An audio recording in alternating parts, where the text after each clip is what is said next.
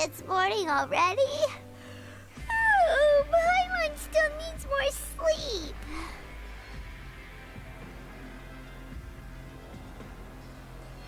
Huh? Wait, look over there! Isn't that... It's one of Linny's cards! Let Paimon see what's written on it! Maybe you haven't heard, but today is the monthly free day. Everyone has the day off today, which makes it the perfect time to do some investigating. It's been a while since we last talked. Have you been making any progress lately? Let's meet at our usual spot in the factory area before lunchtime. I have new information. Ooh, today's our lucky day. We have the day off. From the sound of it, Lenny's been making progress with his investigation. Wonder what he's discovered. We still have some time before we meet up. Let's talk with the people here for a bit more before we go.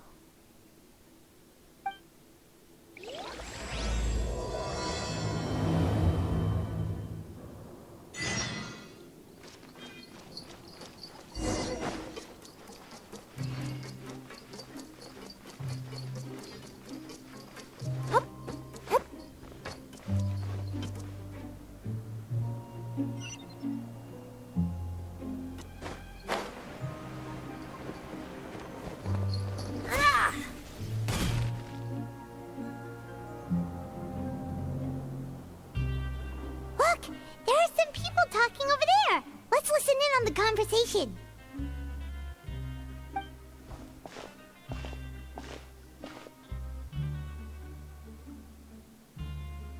If you ask me, those pompous parasites on the surface act like they're all a bunch of aristocrats. Do any of them give half a hoot about a bunch of dogs like us? Hey, speak for yourself, mate. I'm no dog. Oh, you think you're special or something? If you're here, then you're just a convict like the rest of us. I've heard that even if you're released after serving your sentence, going back to life on the surface ain't any better. Once a criminal, always a criminal. We're marked for life. I don't buy that. Hey, how cool would it be if the whole world was destroyed by a giant flood and everyone had to start over from nothing? What kind of filthy bilgewater are you spewing? I have family up there. You best shut your sewer hole with talk like that. Listen, things ain't so great on the surface, but who says that you have to leave? I've heard that you can still stay here and work even after you've served your sentence. Not bad if you ask me. Who wants to live in the ruddy overworld anyway? And what makes you think they'd want to hire someone like you? That's one of the great mysteries of the universe, how someone as useless as you is so confident. Whoa. Sounds like they're really unhappy about the overworld. Speaking of which, Paimon never heard anyone use the words overworld or underworld when we were living up there. Is it only something the inmates down here say? That's true.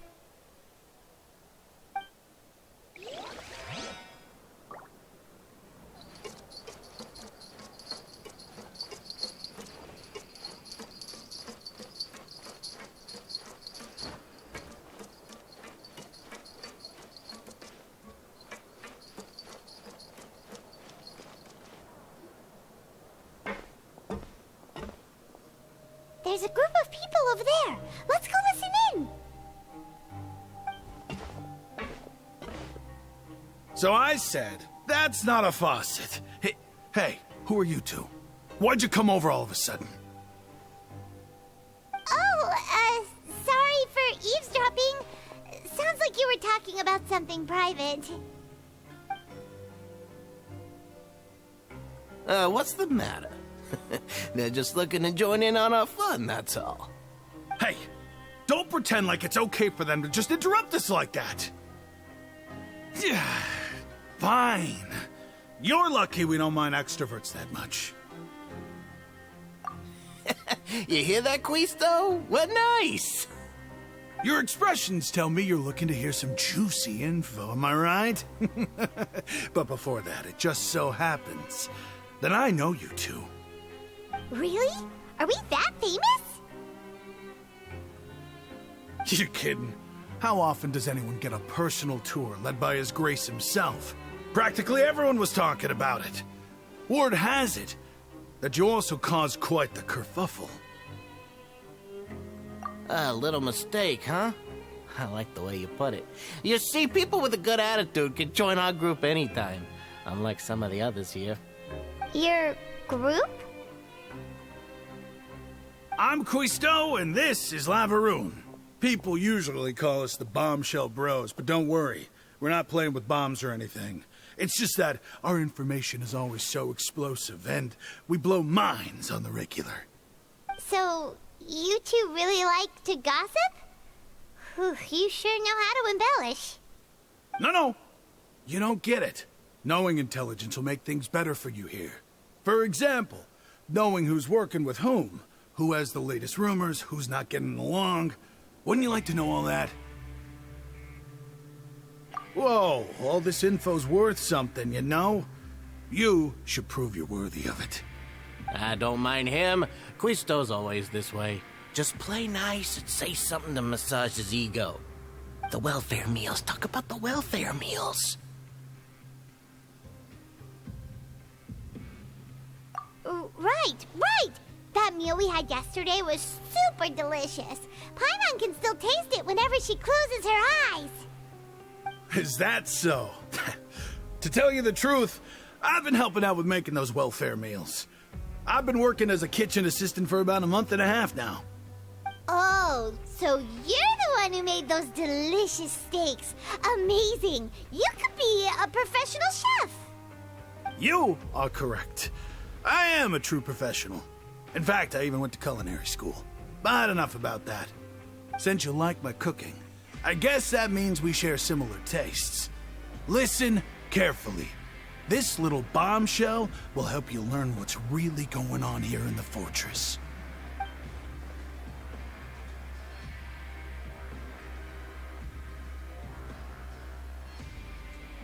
Listen, kids.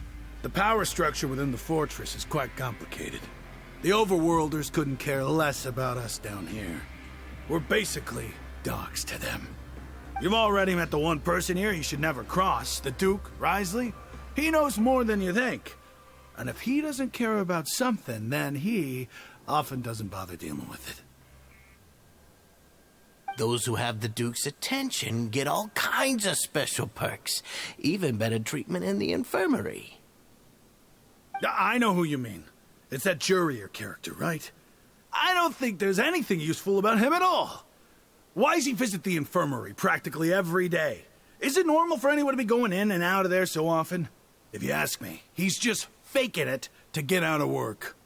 But did you know that Jurier was a talented researcher from the Fontaine Research Institute before he came here? There's no denying that. I don't care if he was a researcher that could turn dirt into Mora. Once you're in the fortress of Meripede, you're just another inmate like everybody else.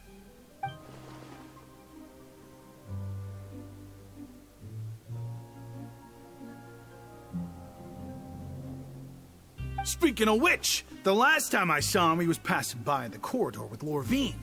I also heard they started arguing in the library and got into a fight, right? Guess that's just how terrible of a guy he is. You mean he hit a woman? Wow, I never imagined he was that bad. But that Lorvine's also quite the odd one, you know? She's always gabbing away, got into a fight with a man, and she also got sent to the infirmary. Come to think of it, I always see her going to the sick bay every couple of days, too. Huh. Wait a second. You don't think? Do you think could it be that they're secretly meeting there to go on dates? But it's really hard to imagine. After all, I do remember seeing Lorvine beat Jurier to a pulp that one time. And we might be overthinking things.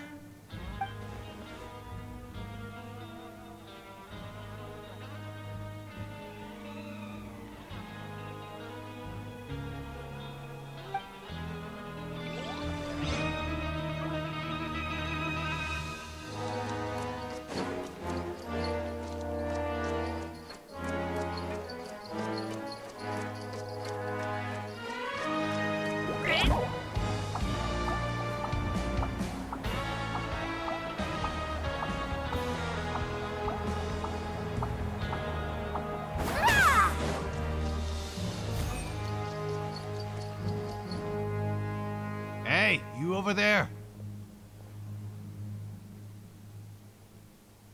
Yeah, you. Say, do you like playing card games? You know, like Genius Invocation TCG? You TCG players are like mint in the wild, literally sprouting up everywhere. Hey, come on now. What's wrong with finding fellow Invocation aficionados? Anyway, care to join me for a game? All right. No pressure. But why would you be looking for people to play Genius Invocation in a place like this? Don't people usually come here to fight? Whether you're throwing down cards or throwing punches, it's all a competition, isn't it? It's all the same in my eyes. There are lots of card players here in the fortress. When I saw you, I immediately thought, hey, even outsiders from other nations play cards. So I came over to say hi. Sure. Great! Since you've been here longer than us, you need to flex your seniority a little bit, right? Maybe you could start by telling us newcomers some stories about this place. I thought you would have already heard everything by now. All right, then. Did you have anything specific in mind? Or do you want me to just pick a topic? Why don't you pick? We'll let you know if we've heard it already. All right. Have you heard any strange rumors since you've arrived? Ben, did you know that there are some people who are always gossiping over in the corner?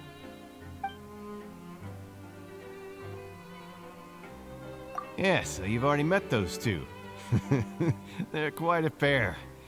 They always keep an eye out for the latest happenings and gossip about everything. I've never seen anyone with more time on their hands. I heard that they used to be a chef and a bartender before they were sent down here. You know how bartenders are, always chatting with customers. And chefs love to pass the time just hanging out when they're not cooking. Good to know. Do you have anything else to tell us?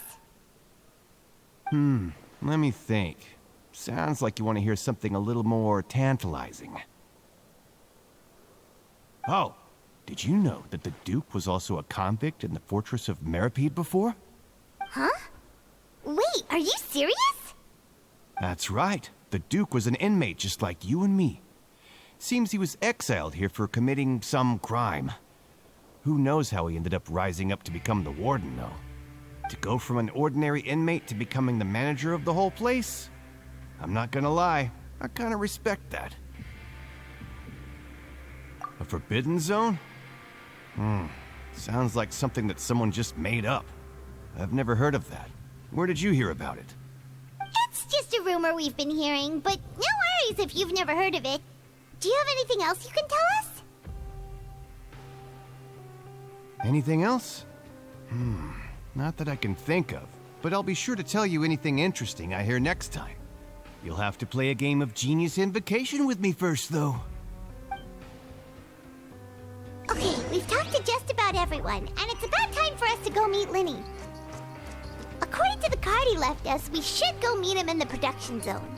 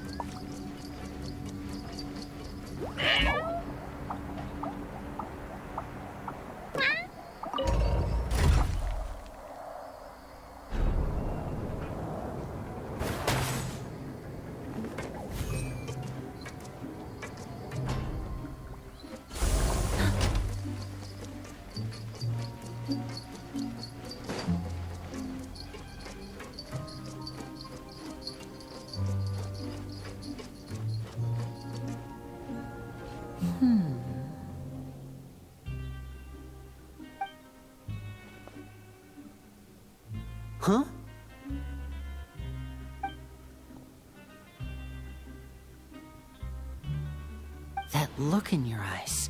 You found something? Hey, this is no time to be modest. Just tell him we found a boatload of information. Oh, as expected of the legendary duo, you have my full and undivided attention. Huh. I'd have never guessed that myself. The rumors swirling about this place are unreliable after all, and Master Child probably went missing because he found a way out. He is a harbinger after all. I suppose he's much more resourceful than I initially gave him credit for. Unfortunately, this isn't enough for our final report to Father. We need to find out Master Child's exact whereabouts.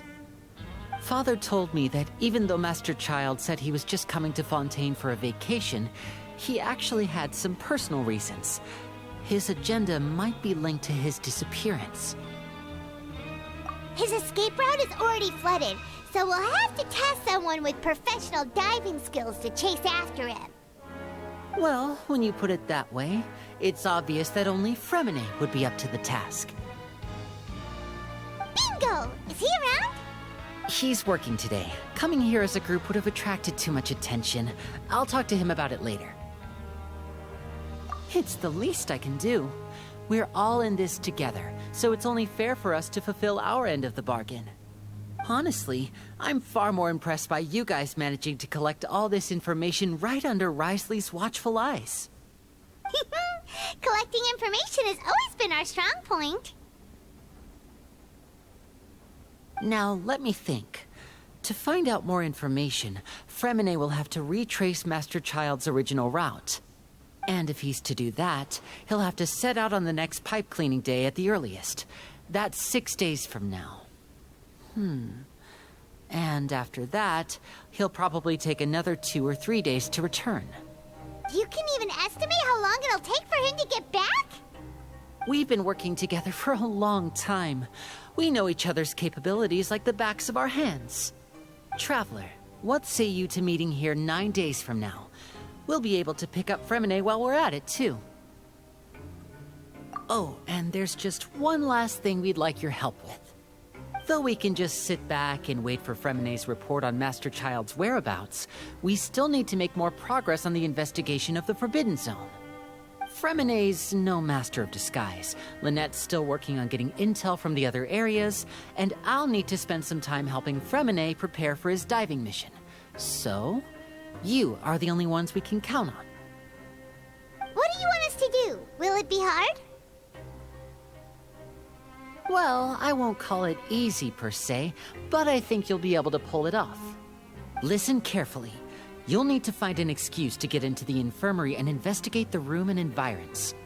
You've mentioned several sketchy-looking people always meeting at the infirmary earlier, so it probably has something to do with the secret we're hoping to uncover.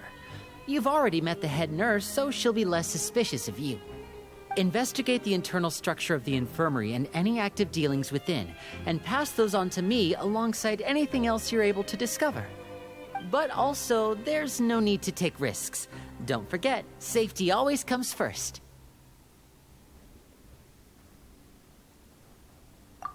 My apologies. I just started rambling out of habit. It was almost as if I was talking to my younger sister. But that's not a bad thing, right? All right, then we'll head out as soon as we finish our prep. Let's go our separate ways for now, then. Don't forget, we meet here again in 9 days. Stay safe.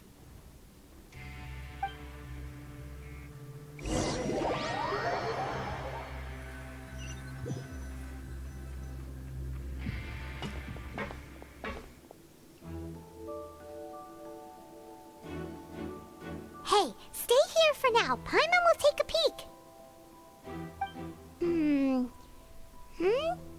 There seem to be several people inside.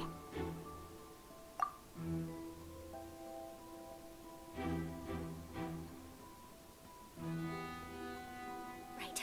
I feel it's not impossible.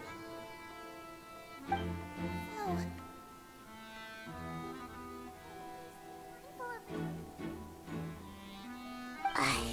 It's a bit hard to understand them from here, so why don't we just try to talk to them in person. Let's go as soon as you're ready.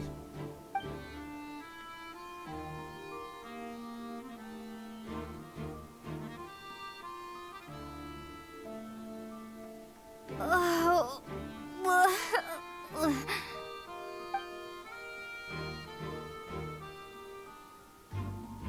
Someone, please help! She's sick!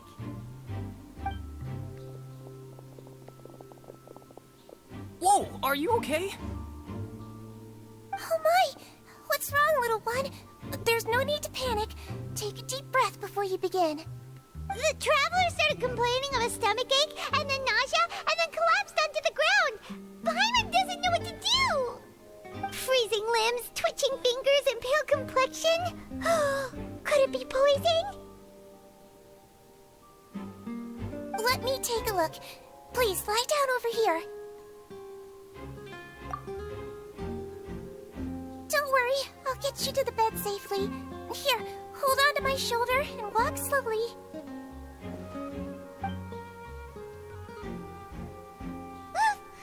You can do it, traveler. Don't apologize. You're sick after all. Now, please relax. I'm just going to do a preliminary checkup on you.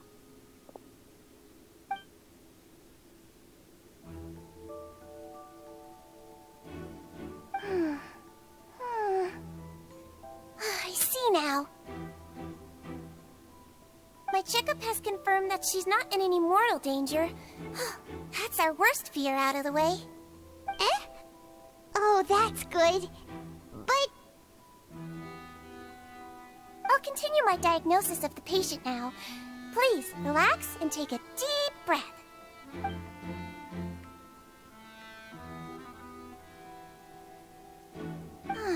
Don't sense serious damage to your organs either. Does it hurt when I press here? And here? Huh? But based on my initial checkup, there shouldn't be a problem here. How strange.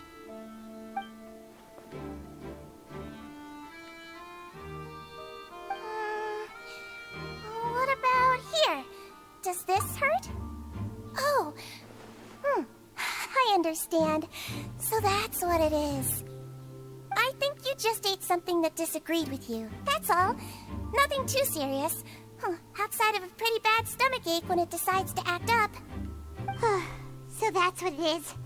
Thank goodness it's not anything more serious. And there have been other inmates complaining about the food recently.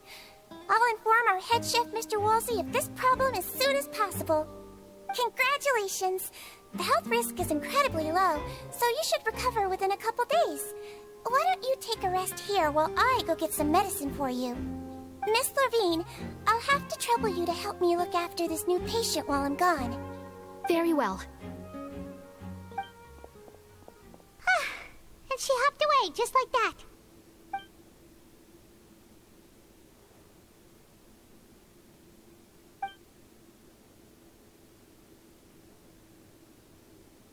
Hello. So how are you feeling now?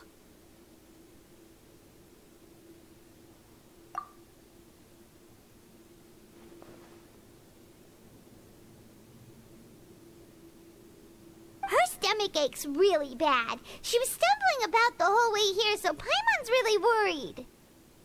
If Miss Sijuin says it's not a serious problem, then there's no need to worry. She's the best medic we've got down here. But it also looks like she's the only medic you've got down here. Well, that's true. What do you mean, that's true? That's really misrepresenting the situation. Of course I can't speak for the whole fortress, but it's not like everyone imprisoned here is useless, you know? Though they may have committed crimes and gotten locked up here as a result, they still know a thing or two about medicine, and they help Miss Sijuin take care of the sick and injured. Yeah, you're right. But did you have to lecture me about it in front of another patient? Aren't you a patient too? Where did all your energy come from? That's correct. Sorry, I got a bit ahead of myself. Are you two also sick? We've been sick a while. I come back every once in a while for checkups, and to pick up the medicines Miss Siegewien prescribes for us. That's just the nature of chronic illnesses. As for her... you could say she fancies herself as Miss Siegewien's capable helper because she learned a bit of medical knowledge ages ago. Please watch your mouth, Mr. Jurier. Don't forget that you are the primary reason I have frequent heart palpitations. Hey, don't start arguing now. Please, keep it civil at least.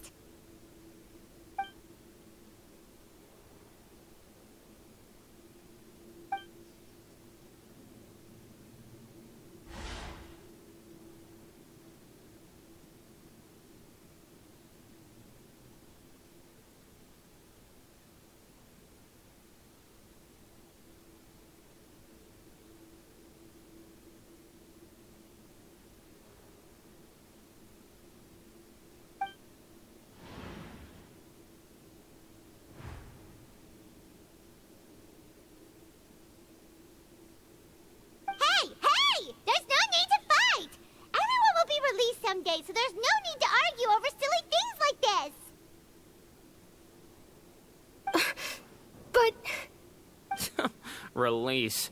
It's way too early for us to even think about that. And who the heck knows if we'd even be able to continue our previous lives?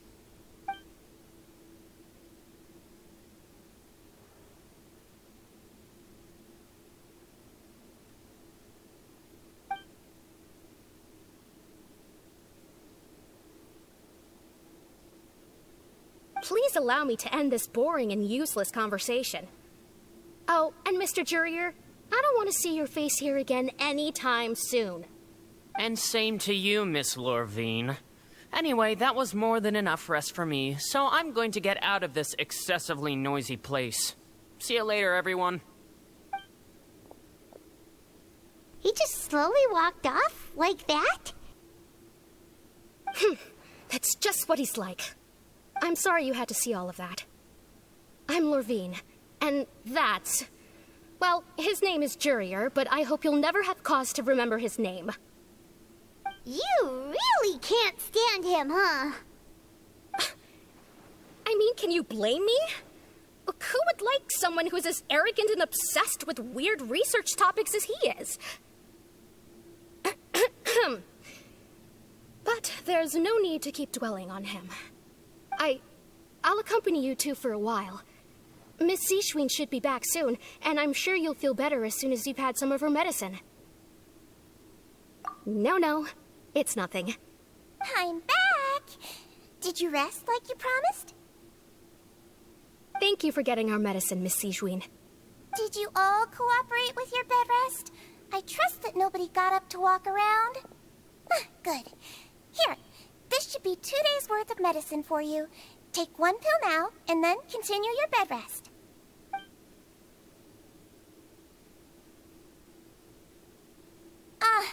Miss Lorvine, I left in a bit of a hurry just now.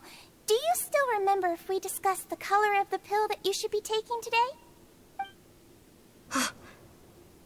I remember. You said it should be yellow.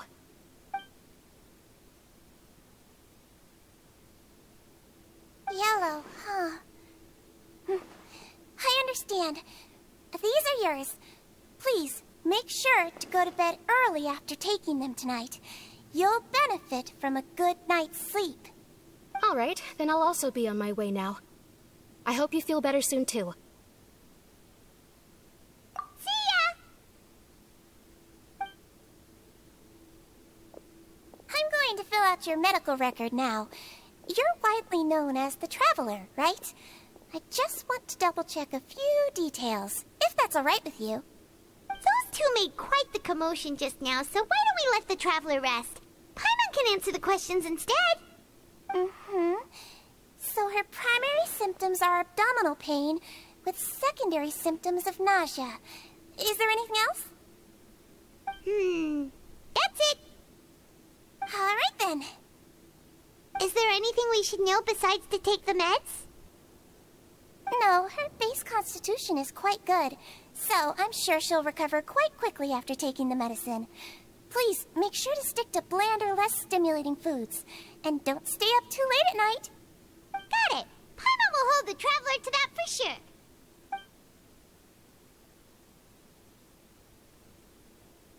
Oh, you're going to take a nap already? Okay then, you get some rest.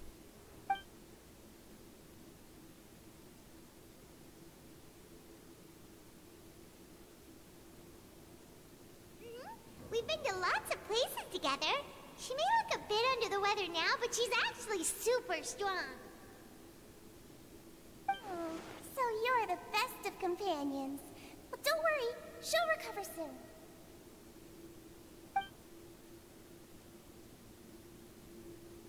Ah, you're awake. How do you feel? You slept for a really long time, but we never left. Well, now you can go back without a worry in the world. Remember to take your meds regularly, and remember bland foods. Thank you, Miss Sijween.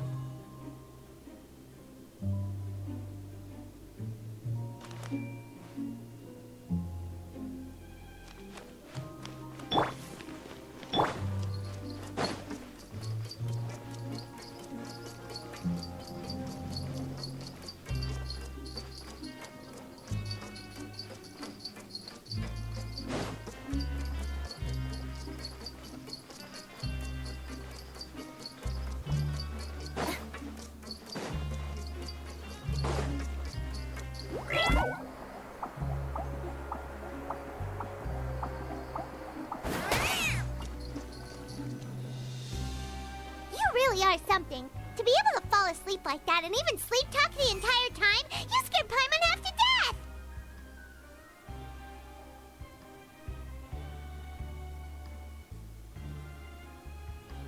No, but you kept mumbling things along the lines of, Pyron, don't take my grilled fish, and put down the Adeptus Temptation now!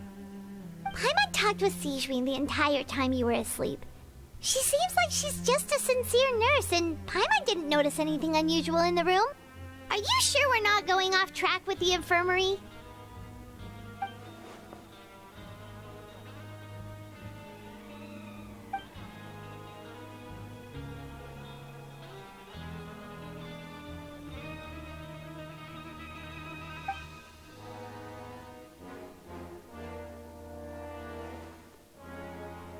Whoa! You really are super thorough. All those tiny little suspicious things that Paimon didn't even pick up on.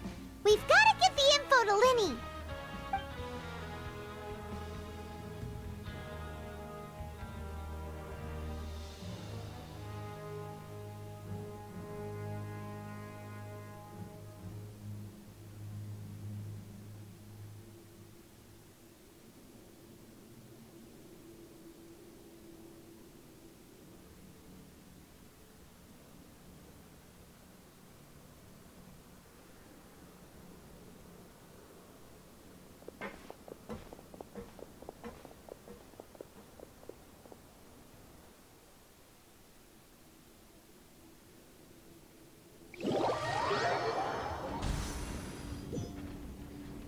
Today's the day! Let's go meet up with Linny!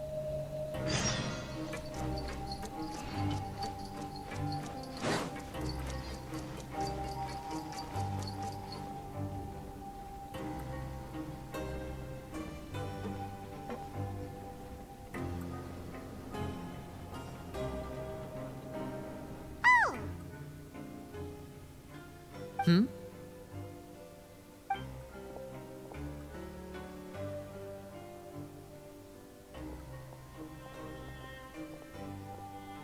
Did you two run into any trouble over the past few days? No, we just worked our shifts according to the schedule.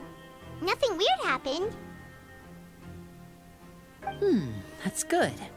That means you didn't raise any suspicions when you infiltrated the infirmary. We've taken a look at the slip you've sent. Fremine successfully left the grounds via the pipes 2 days ago, and as of last night, Lynette has also infiltrated the infirmary after faking an illness. Wait, why is she getting involved as well? You already went above and beyond when you scoped out the infirmary. To put it more bluntly, even if we were to view that as something you did in exchange for Fremenne's help, you've already done more than enough. Infiltrating a guarded stronghold is a different kind of job from a one-off investigation. We want to avoid using the same faces over and over and reduce the amount of suspicion that will fall on any given person. Lynette also felt like you have already taken the first step for us, so she should be the one to finish the job. So that's what Lynette thinks. Oh, Paimon hopes everything's going well for her. Then, let's go check on Lynette before Fremene returns. If everything went well, then she should be wrapping up her investigation right about now. Is now really a good time to go over? According to my observations, Sigewinne always spends around half an hour away from the infirmary right before lunch. Lynette knows this as well, so this should be a good time to meet up with her. Also, I'm her brother, remember? It's only natural for an older brother to care about his younger sister's well-being. Okay, then let's head over right away.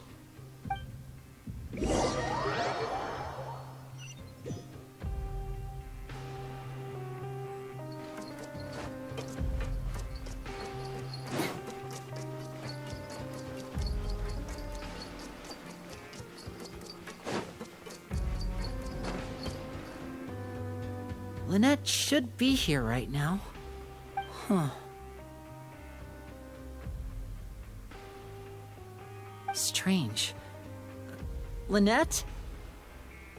As expected, Sigewinne isn't here, but why isn't Lynette here? No, Lynette rarely deviates from the plan. We agreed that if she were to make changes on the fly, she'd find a way to let me know. Unless... Let's see if there are any clues around here. We can look while we wait for her. Who knows? Maybe she'll be back soon. Okay.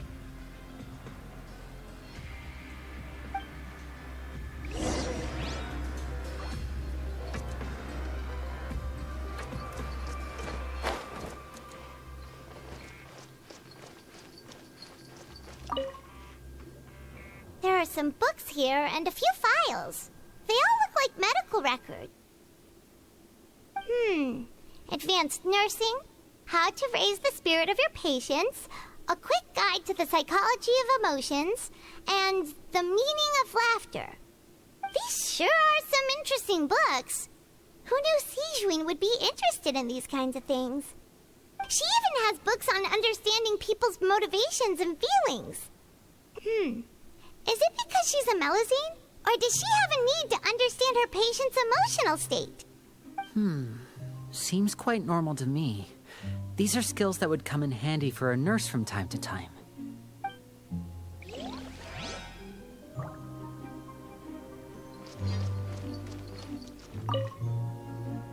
None of the beds have any signs of having been slept in. Except that one over there. That's the one Lynette must have used, right? You said she was pretending to be sick. She would have said her migraine was having a particularly bad flare-up. Generally speaking, the head nurse would then ask her to lie down and rest, while she left to retrieve the medication. Which means, either the head nurse didn't return the entire time from when Lynette laid down up until she left the bed, or the nurse intentionally left it this way.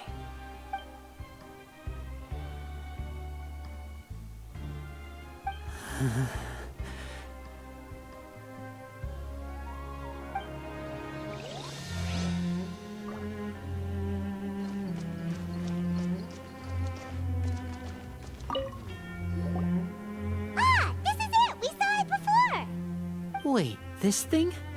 It doesn't look like it's been disguised that well.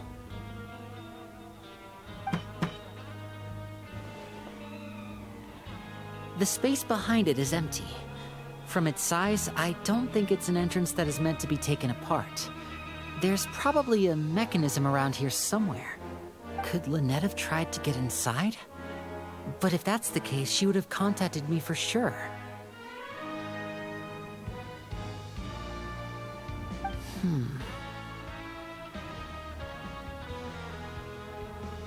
Let's look around here for some more clues. Don't panic, just take another look.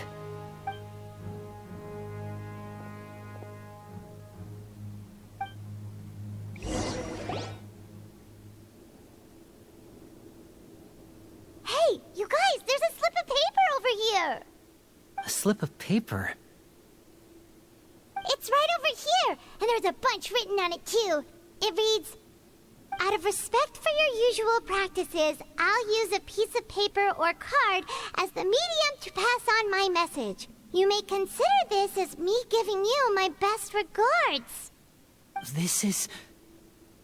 Is that all? The back. This is... Show me! Now!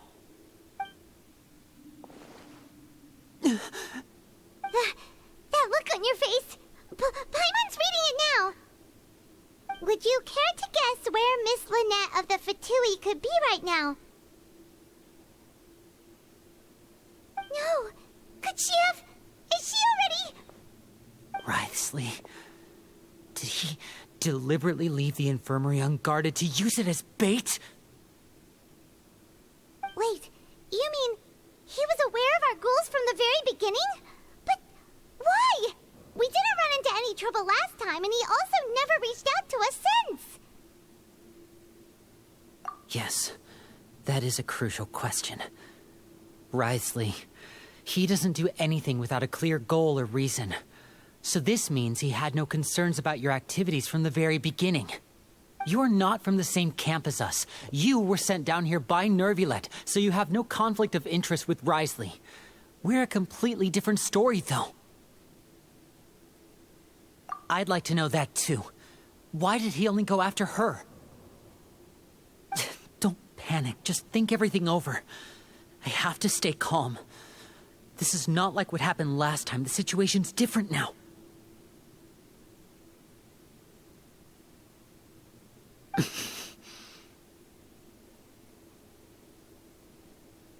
Wait, you're right. Wait, but that means... The fact that Fremine was able to leave the grounds, could Wriothesley have let him go as well? But what does he gain by letting Fremine leave like that?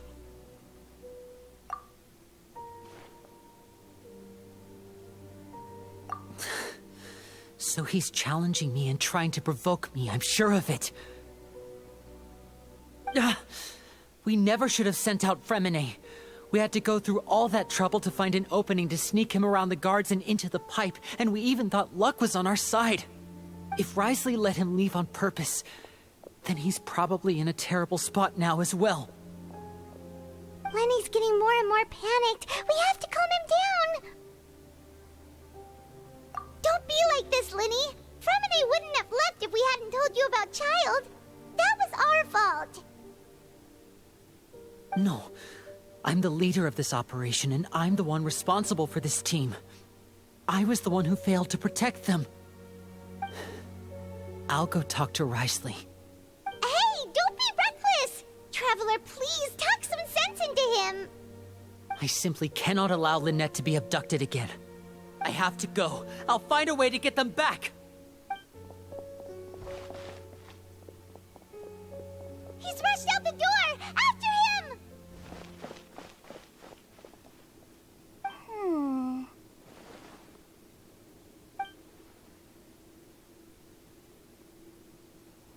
Right. I feel like we still have some room to make changes on these details. It's not impossible, but it'll require extensive testing. Is that so? Very well. Then please be mindful of the time.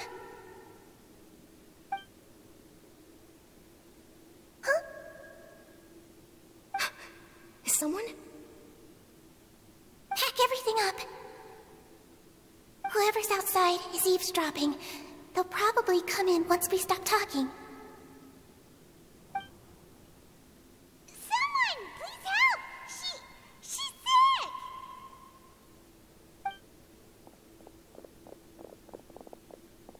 Whoa, are you okay? These too. As expected, they've already found this place. Oh, they are quite sharp. What a delightful turn of events.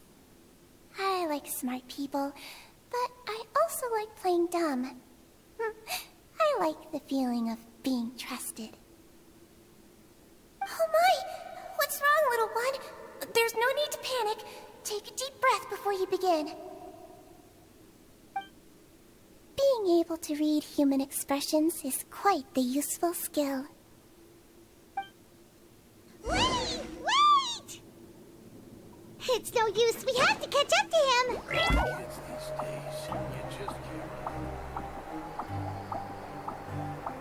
He's already out of sight. How is he so fast? Let's go head him off at Risley's office.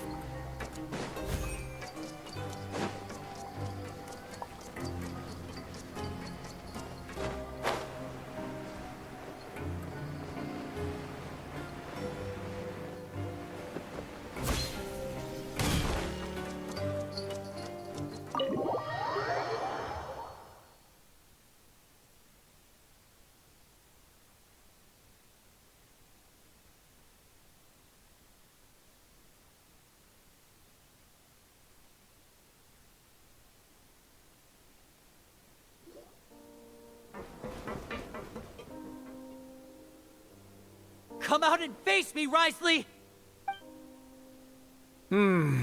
Aren't we at an administrative office space? Why don't you at least try to follow even a couple rules from the fortress's indoor management regulations?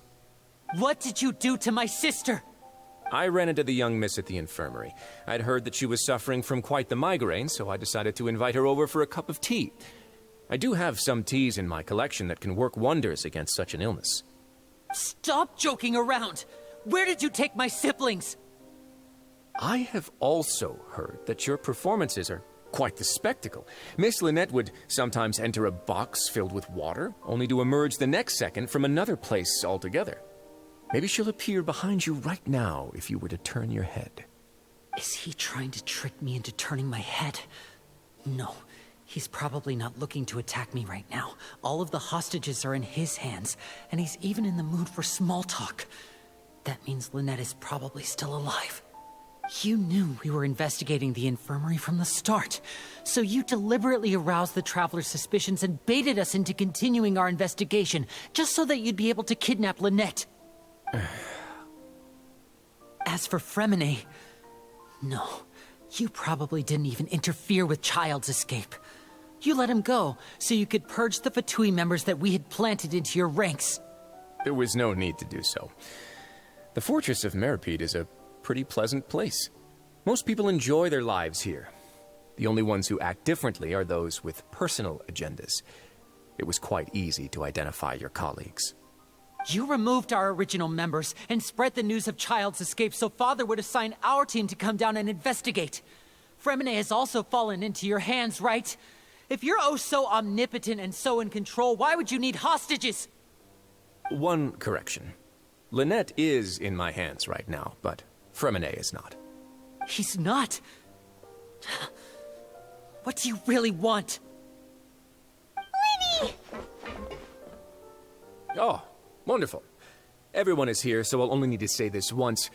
Thank you so much for cooperating with me. Eager and to the point, I see. Alas, only Miss Lynette is currently having a cup of the fortress's finest tea. Although, as per your original plan, Mr. Fremine should also have returned to the fortress by now. But he has neither shown up within my gates, nor has he been taken into any kind of custody. So, where do you think he may be right now? Wait, you can't mean... you locked him outside in the sea? I closed the fortress's gate to the outside world. That's all. Fremine's a star diver, so he should be fine, right? No, we're still here, so he definitely tried to find a way to come back for us. So we can't assume he might have made a break for the surface. But why would I do this, you may be asking? To have an audience with you, of course. My intel tells me that Mr. Linney is a great magician, so it's only natural for me to want to have some cards of my own when it comes to negotiating. Besides, I do recall you mentioning to Miss Lynette that you've always wanted to have a face-to-face meeting with the Lord of the Fortress of Meripede, regardless of whether it was in a personal or a professional capacity. Well, you got your wish. So, you've been keeping tabs on us before we even set foot in the fortress. Some of my folks just happened to hear a thing or two, that's all. In any case, I will be straight with you. I was willing to play dumb and turn a blind eye, so we had a pleasant few days playing games together here. But once you started focusing on the Forbidden Zone, all of that changed. Mr. Linney, the cards are stacked against you right now. Miss Lynette is in my hands, and Mr. Fremenet is still slowly being pickled out there in the brine.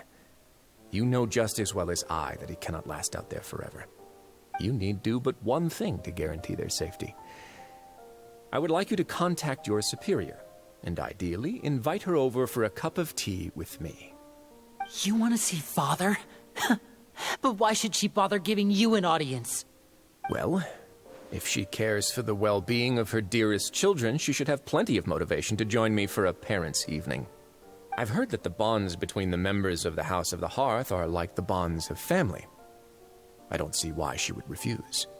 Why did you think Father sent us to handle the Fortress of Meripede? This place is basically a no-man's land. It wouldn't be fitting for anyone as important as a harbinger like Father to come here in person. Oh, I see. So it's because she doesn't care for my place here. That's such a shame. After all, I've amassed quite the tea collection. I was looking forward to sharing it with her. Both Monsieur Neuvillette and Lady Farina have already received many samples as gifts. Was this the extent of your master plan to get to Father? No matter how much pressure you may put on me, I won't allow you to use us to blackmail her. You people really are difficult to get along with. All I'm asking for is a face-to-face conversation. Does she truly have no interest in the fortress's secret? Mr. Linney, you have one last chance to invite your father here. If you refuse... Linny!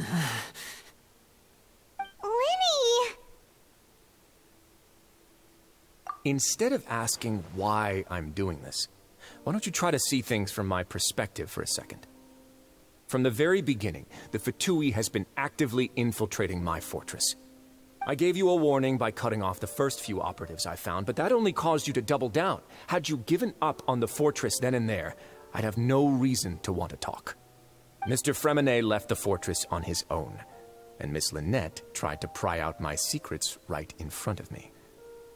No matter how you look at it, the responsibility for this falls on you. I shouldn't ask Father to do anything because of us. 6, 5... Wait, 2, 1. Time's up.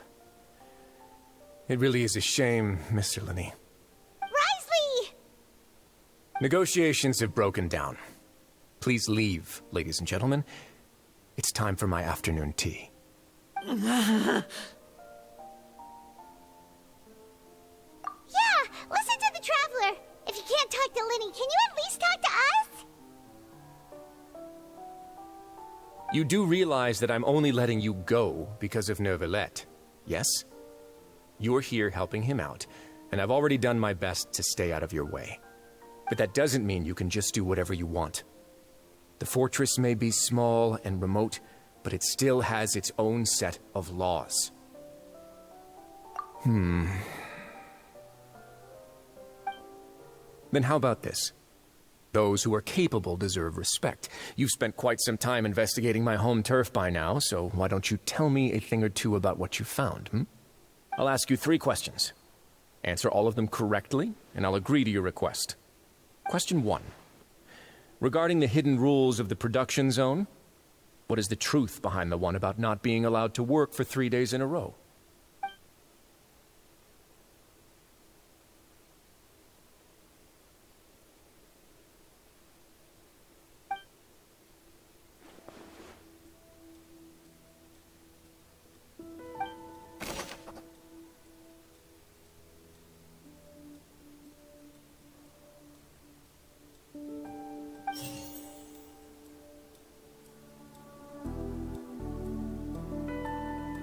told that the infirmary is always empty for the half hour just before lunch.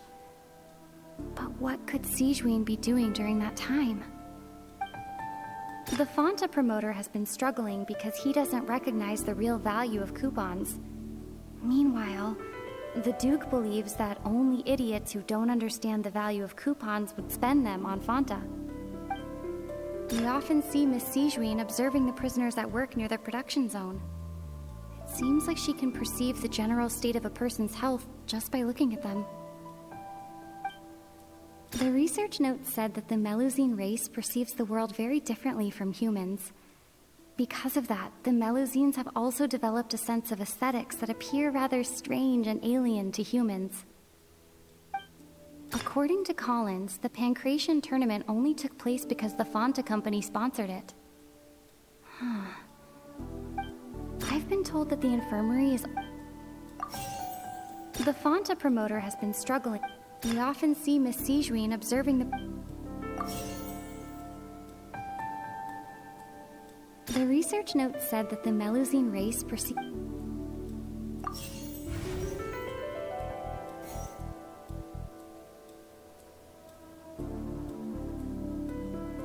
The Fanta promoter has been struggling because he doesn't recognize the real value of coupons. Meanwhile, according to Collins, the Pancration tournament only...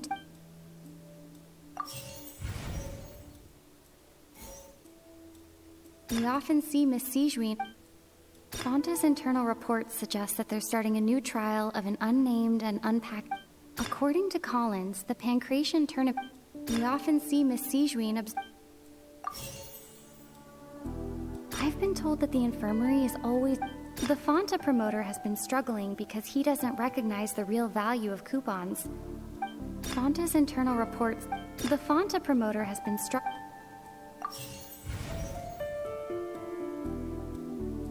Fanta's internal reports suggest that they're starting a new trial of an I've been told that the infirmary is always empty for the half hour.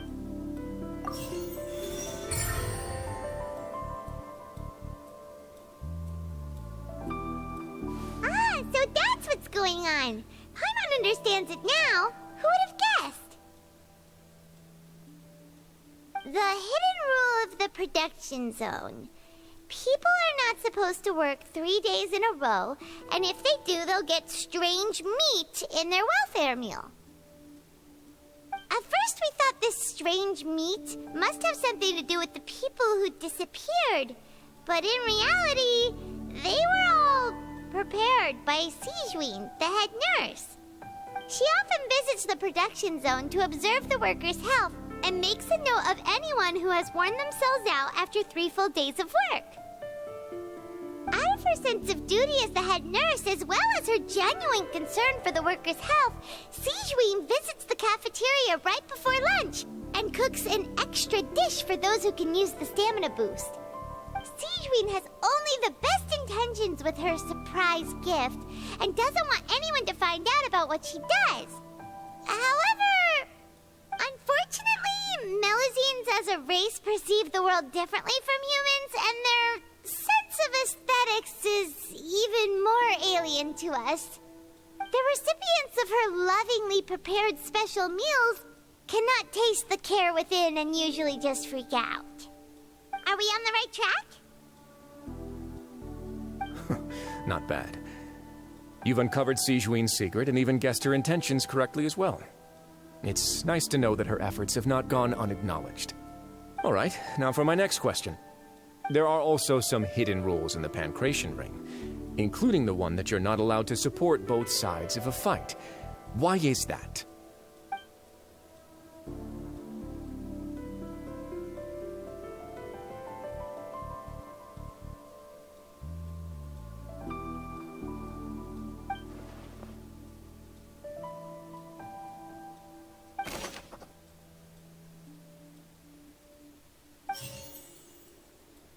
I've been told that the infirmary is always... Fanta's internal reports suggest that they're starting a new trial of an unnamed and unpackaged product. The Fanta promoter has been struggling because he doesn't recognize the real value of coupon. According to Collins, the Pancration tournament only took place because the Fanta company...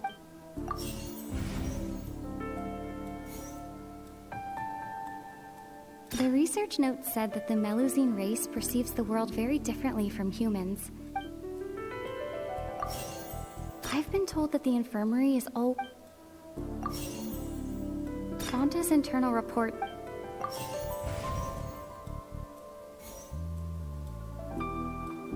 According to Collins, the Pancration tournament only... The research note said that the Melusine race perceive... We often see Miss Sijuin observing the prisoners... Fanta's internal reports suggest that they're starting a new trial of an unnamed and unpackaged product. According to Collins, the Pancration tournament only took place because the We often see Miss Sijuin observing... Fanta's internal reports... The Fanta promoter has been struggling because he doesn't recognize...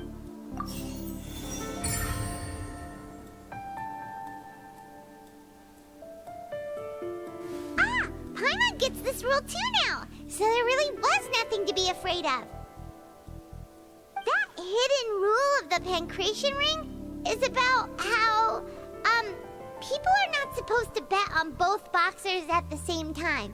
And if they do, they'll receive a package containing a strange, blood-colored liquid. People get scared when they see it because they've subconsciously begun to associate it with the missing boxer. But really, it's just a bottle of the latest yet-to-be-named and packaged new Fanta trial product. A blood-red drink. It's no wonder even Fanta's own staff were questioning the company's decision-making. The company, facing backlash from its own staff, decided to try to trial the product on a smaller scale to see how it might be received by customers. They came to the fortress of Meropide and offered to sponsor the Pancration tournament so they could push their new product. But the Duke completely refused to even entertain the idea. The Duke, knowing how valuable coupons are in the fortress, knew that only total idiots who didn't understand their true value would bother buying a Fanta product here. And so, only those who proved their stupidity by being dumb enough to bet on two opposing sides of the same match were selected to receive the drinks.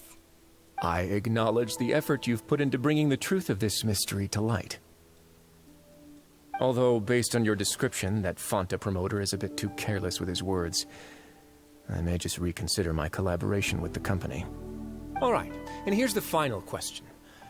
What's the secret behind our head nurse and all of her patients in the infirmary?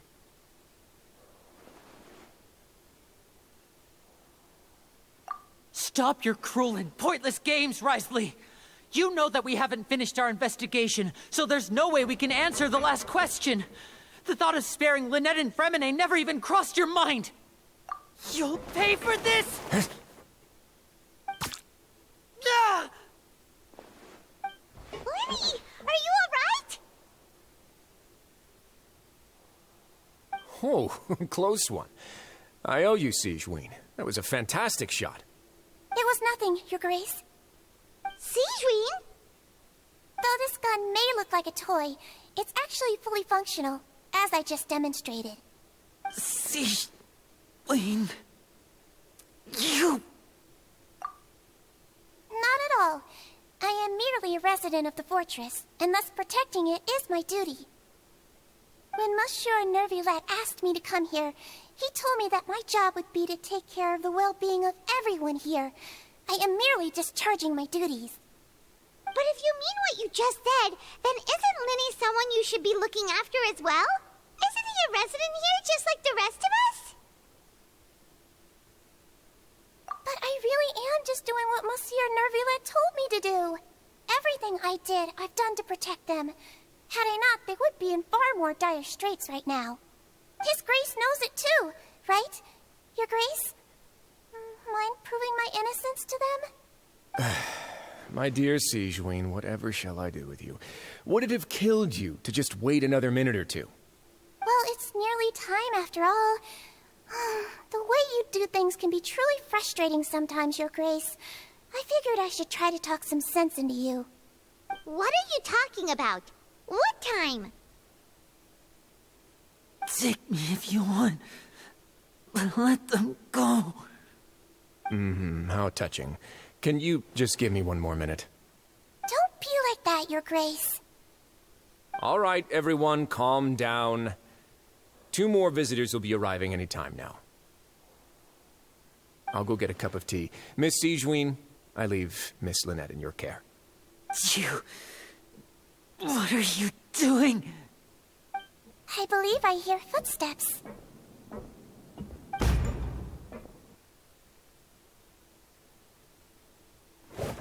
Some space, please. Ah, Miss Clarande. My door. Fremine... Fremine... What's going on? What is Clarande doing here? Work. I'm sorry about shooting you, Mr. Linney. The tranquilizing effect will begin to wear off soon. Please take it easy in the meantime, though. What happened to Fremine? Wasn't he diving just outside of the fortress? Why is he looking like this?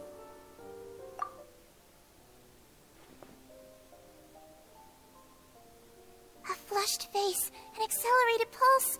He must have consumed primordial seawater. What did you say? Please, make some space. I'll need to give Mr. Fremine a more thorough checkup. Your Grace, I'll leave the rest to you. I'll talk to Clarande while you get Fremine to where he needs to be. Everything else can wait.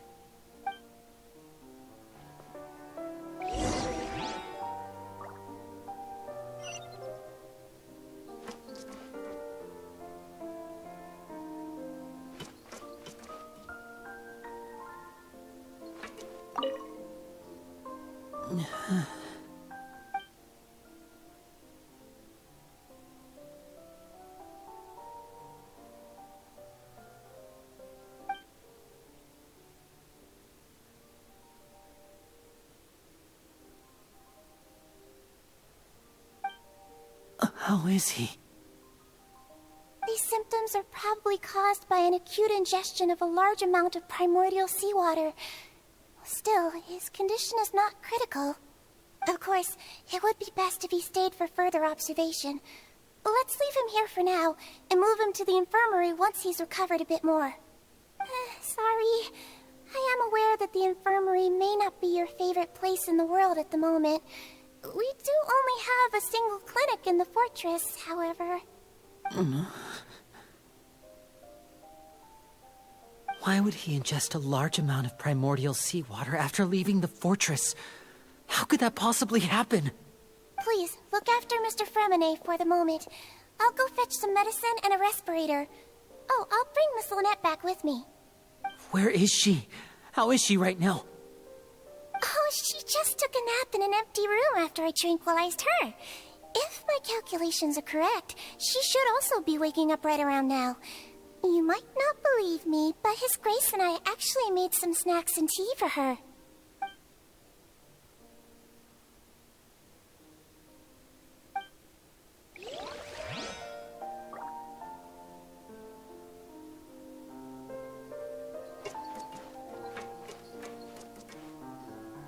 What's that look on your face? I thought I made good time on the way back. Oh, I'm just admiring your punctuality. Had you arrived just a few minutes later, Siegeween may have been forced to shoot Mr. Linney again. How's the situation out there? The water has changed. It's pretty much as expected. The concentration of primordial seawater has increased significantly. I was only out there a short time, so it wasn't too bad. But if one were to stay for any significant amount of time... well, you can see how that boy's doing. Where was he when you found him? The abandoned zone at the end of the pipes. A good distance into the water. Closer than I thought. He must have recognized it early on and tried desperately to swim back. Locking the door was necessary. I don't think we could have saved two. Well, I did try to convince him that I had my reasons. Never seems to work, though. It would probably work on Neuvillette. He has a knack for picking out who had good intentions, even when the outcomes were all terrible. That's a bad sign if you're having to plead your case to Neuvillette. Want some tea? Not particularly. If you want to drink some that badly, just say so. Fine, I'd like to get some tea. Want me to get you a cup too, since I've already made it? Might as well then, I suppose. Actually, do you have a towel? I would like to dry my hair.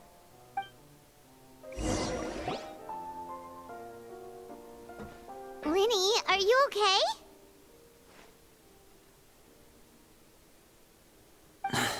I'll be fine. They're all here now. Don't worry about me. Are you sure? You don't look all right. My hands and feet are still a bit weak, but that's probably just the residual effects of the tranquilizer shot. I'm back, everyone. Lenny! Oh, Traveler, Paimon, you're here too. Freminet? Is he... He'll be fine. But for now, please help me lift him up.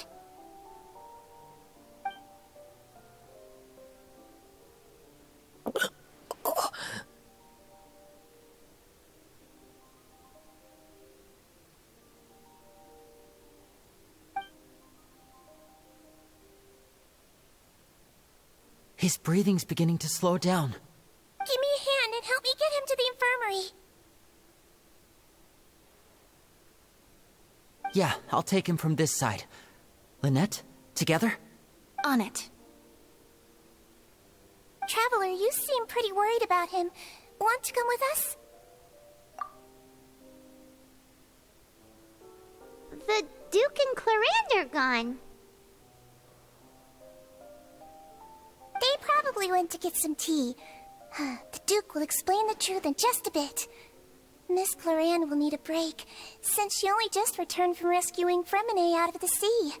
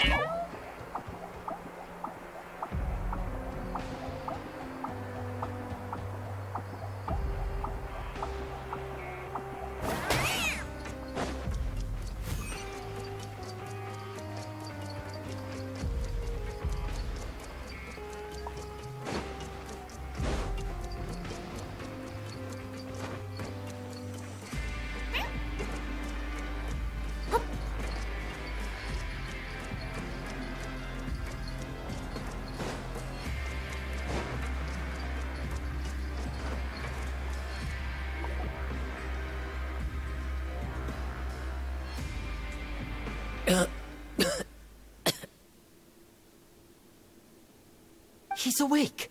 Freminet, how do you feel? Lynette. We're all here. Where am I?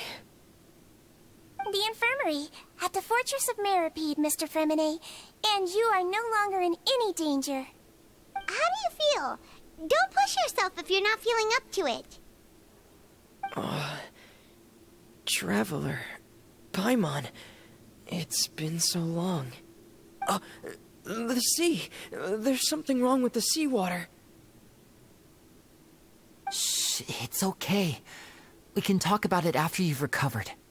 No, listen to me. This is really serious. There's primordial seawater mixed into the regular seawater. I don't know why it's there, but no one should touch it. Pipes. Right, the pipes. It's all coming back to me now.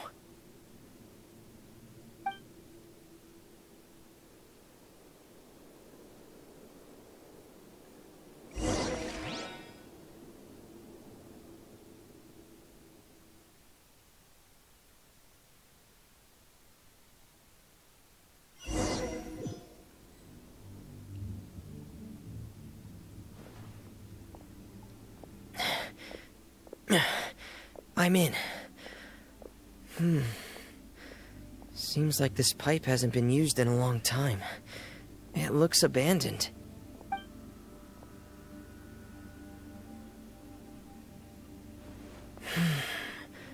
Where could Master Child be?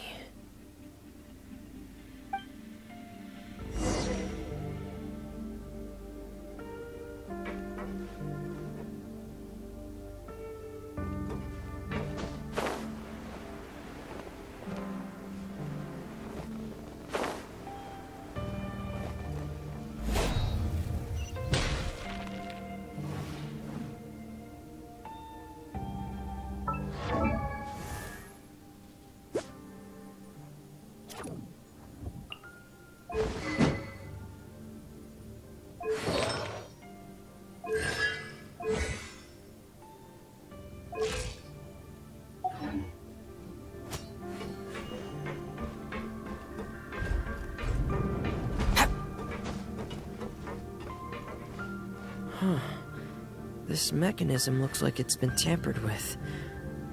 Could he have done it?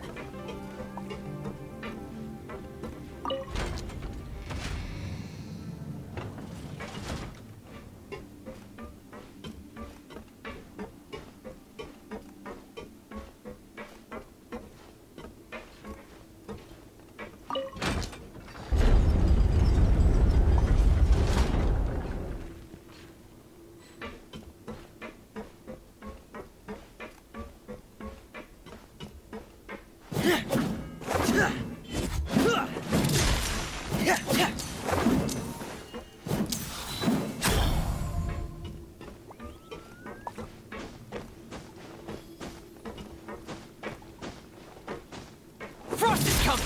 Get in gear!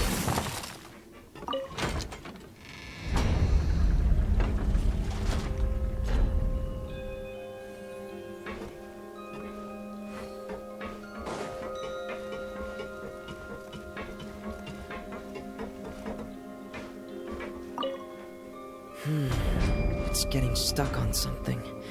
Seems like I'll have to avoid those obstacles while I turn it.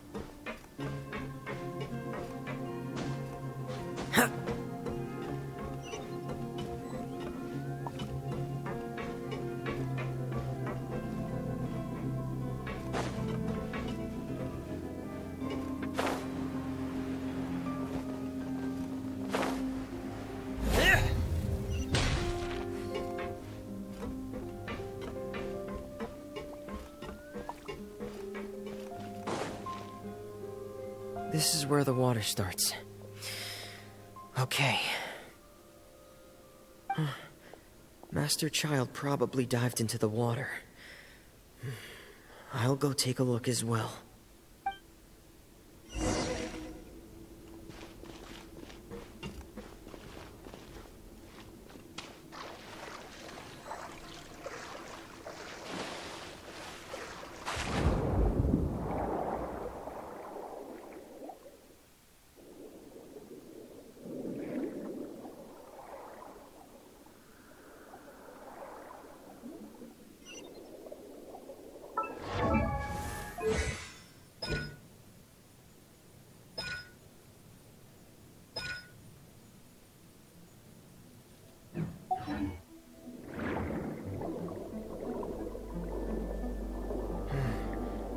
The vegetation here is a bit more sparse.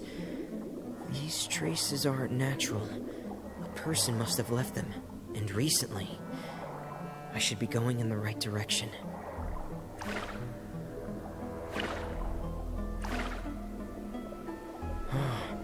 There are traces here too. I need to keep going. Huh? The traces are gone. But I don't see where he could have gone from here. Wait, what the...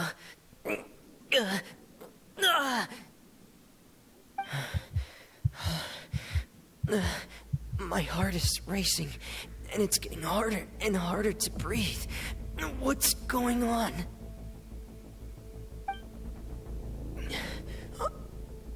No good. I have to get back. They still don't know anything about what's going on. If I turn back right now, I should still be able to make it.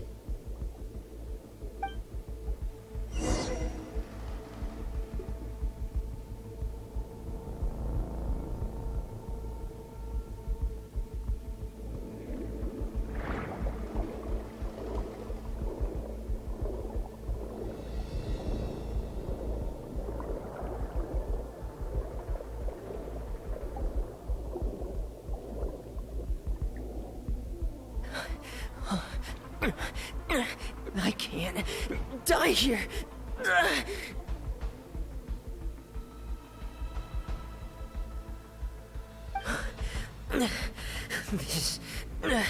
This is bad.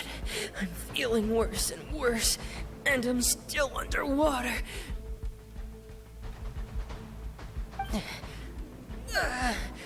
I have to push on.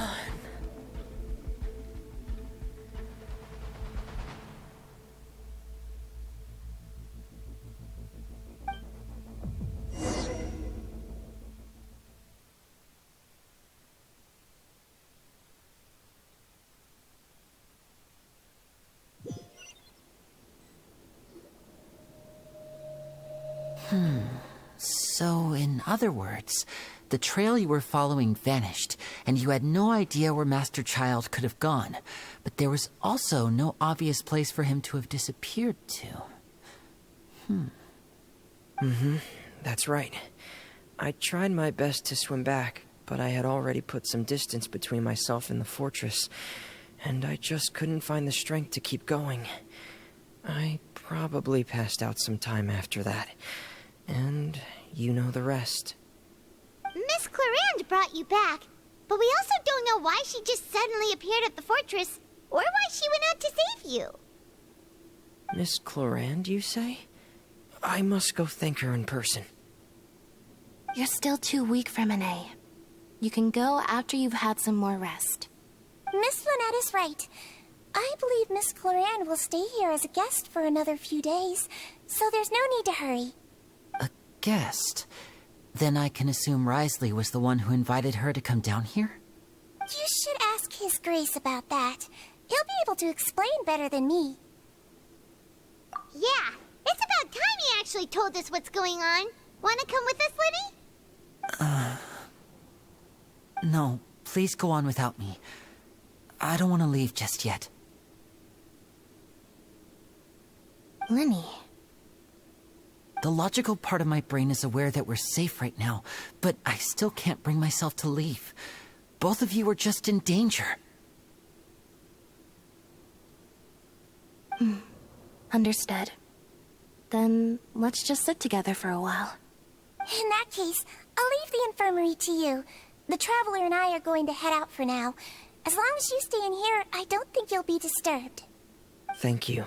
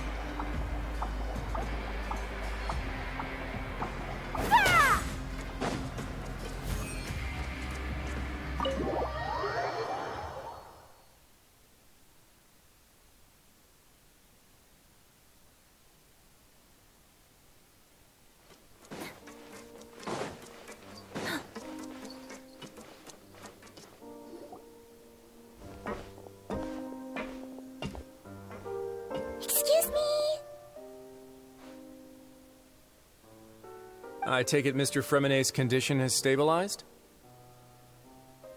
Of course! I wouldn't have left the infirmary otherwise. I've been expecting those two, but might I inquire as to the purpose of your visit, Miss Siegeween? I wanted to check up on Miss Cloran. How are you feeling? Mostly fine, I think. If you don't mind, I'd like to perform another quick physical exam. It'll just take a few minutes. All right. Thank you for looking out for me. I'll take my leave for now, then. Well, want to explain yourself, Risley? Of course, but I'm not partial to the word choice of explain. How about enlighten? Where should I begin? How about you start by asking me any questions you have? You can start with whichever one you'd like to get answered the most. Then Paimon will begin. Did you know about Lenny's goals from the very beginning? No. I just knew they were Fatui operatives sent to the fortress by the Knave. As for their specific goals, I only figured those out as you made progress on your investigation. You managed to monitor and stay ahead of them even though you didn't know what they were trying to do? They came here with ulterior motives. I'm quite adept at discerning what that kind of behavior signals. Initially, I thought their goal was just to investigate Child's disappearance. Linny suggested that I had deliberately let him escape, but in truth, I didn't really do anything special to help or hinder him while he was here. Everything he did, from finding helpers to leaving this place, he did on his own. Of course, it's inevitable that the Knave would make a big deal out of her fellow Harbinger's unexplained disappearance. I'm also quite curious about where that Harbinger went, so I figured I might as well let the Fatui do their own investigative work. All I care about is the answer. So you were hoping Lenny's group would just do your work for you! You make it sound like that's a bad thing. Unfortunately, things didn't go as planned. I assume that Fremonet has told you already, the ratio of primordial seawater around the fortress of Meripede is on the rise. The Forbidden Zone has always been Lenny's target, and you got roped into that investigation after running into him. I began to intervene out of concern for your safety, and also to prevent the fortress from becoming entangled in more irksome matters. Are the rumors true? That you're also a former criminal?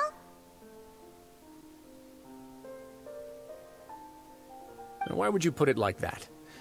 Isn't staying here all day and serving as the manager of the fortress a kind of sentence unto itself? Another form of prison? I just happen to have some support from the rest of the inmates. That's all. Oh, right.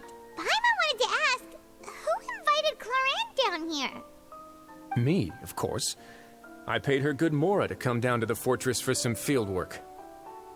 As a champion duelist, Miss Cloran could be considered to be an independent party. I needed to find an exceptionally capable person to help me get through the impending crisis. And saving Fremine was part of that crisis? You can think of it like that, yes. Credit where credit is due, that boy is quite adept at diving. Had conditions not been as hostile as they were, he probably would have found the missing Harbinger already. That's not something you should be asking after. Neuvillette only asked you to investigate Child's whereabouts. All I need to prove to you is that the Forbidden Zone had nothing to do with the Harbinger's disappearance. That should be clear now that you've spoken to Fremine. But we've already uncovered that there's something wrong with the infirmary, and we've answered a bunch of questions that you threw at us. Isn't it about time that you answer our last question in return? You make a compelling case. Do you really want to know the answer that badly? Yeah, Paimon really wants to know. Even if the truth may not be pleasant? Follow me.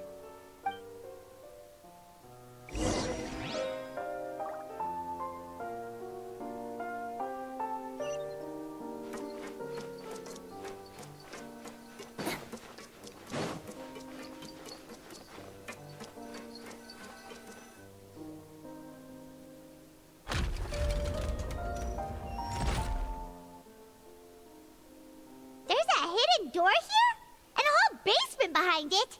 Huh. You're pretty good at hiding stuff, Risley. It seems you've forgotten just what kind of place the Fortress of Meripede is.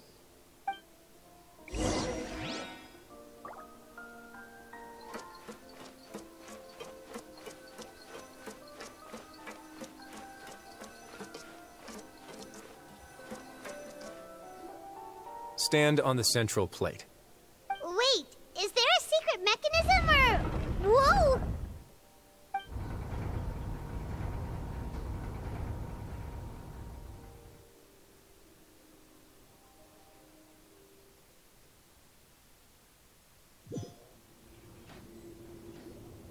So, this is the Forbidden Zone?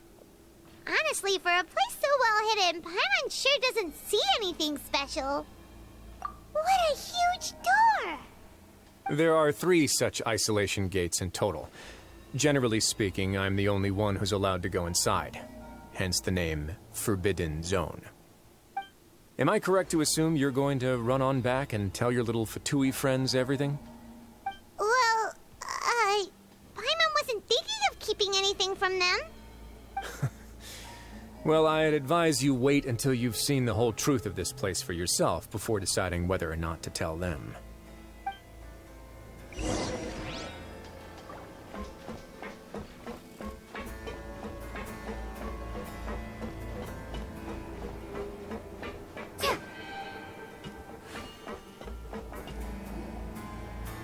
Huh.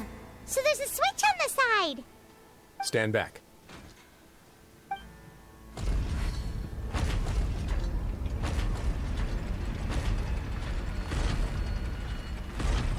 Whoa! They all just went up one by one.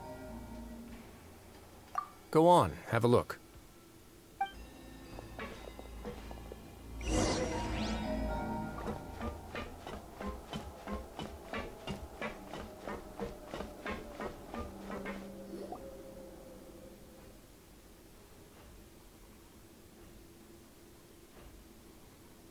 I've been interested in what lies beyond that gate ever since I assumed leadership of the Fortress of Meripede.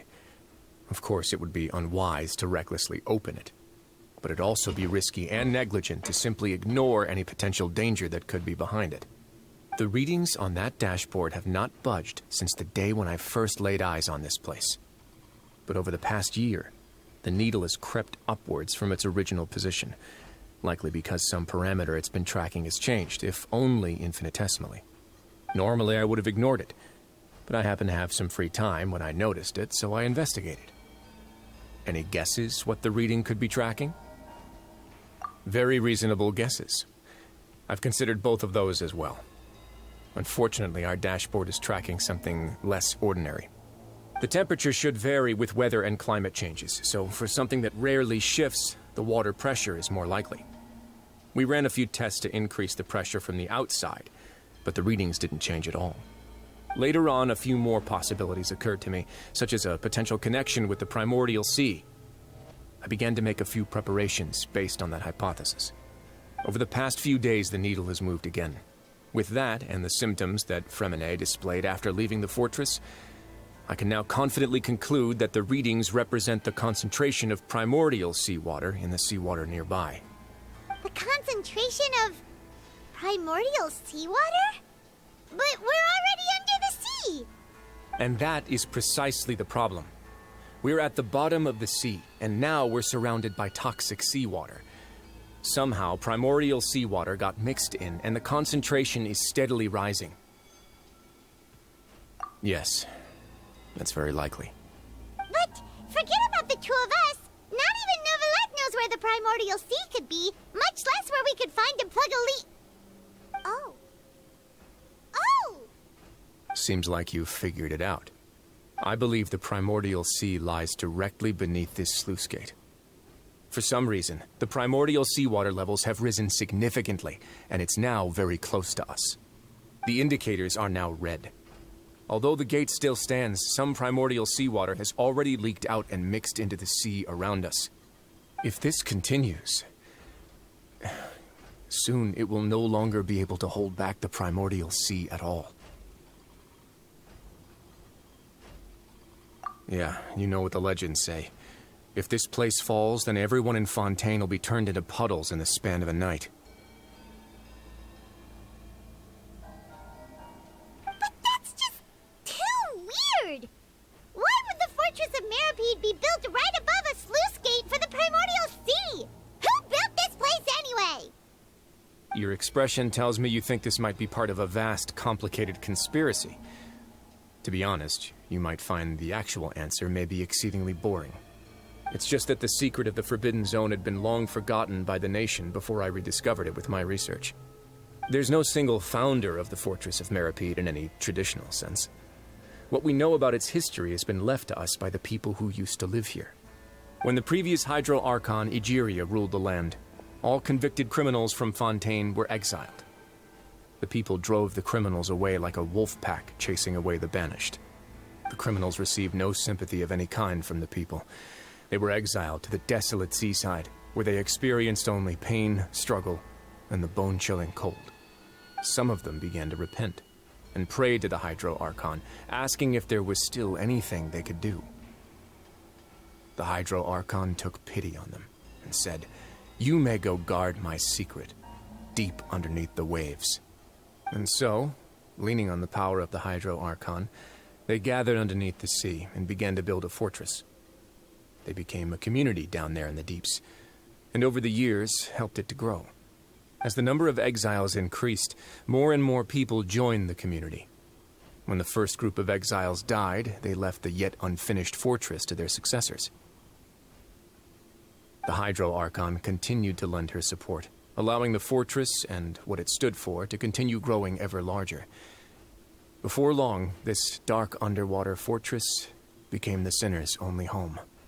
And with that, the people here stopped referring to the fortress as a prison. They saw themselves as repenting sinners who would regain their freedom once they had sufficiently redeemed themselves. But as time went on, people also realized that the fortress was a lonely place. Once they had gotten used to life here, they could no longer feel comfortable living in the overworld. Once they had finished serving their sentences, some people left and some others chose to stay. They'd find some idle position and let their withered souls fade away with the ancient secrets of the past. After many, many centuries, few people still remember the reason for the fortress's founding. Now they just see it as an integral pillar of Fontainian society, as the place where criminals deserve to be sent. Now and again, researchers manage to break one law or another and live out their days in the fortress. I learned all this from an elderly historian. Everyone else just thought he'd made it all up. But now you know every part of that history is true. Indeed. It's just as the prophecy says. If this gate fails, then everyone will be dissolved into the sea. To be frank, not really. But sadly, that hasn't stopped this prophecy from proving all too accurate. Prophecies are troublesome things. Just hearing one will create the first wave of panic. Seeing signs of it will bring about the second, and actually witnessing it in real time, the third. Let's go somewhere else. I want to show you something.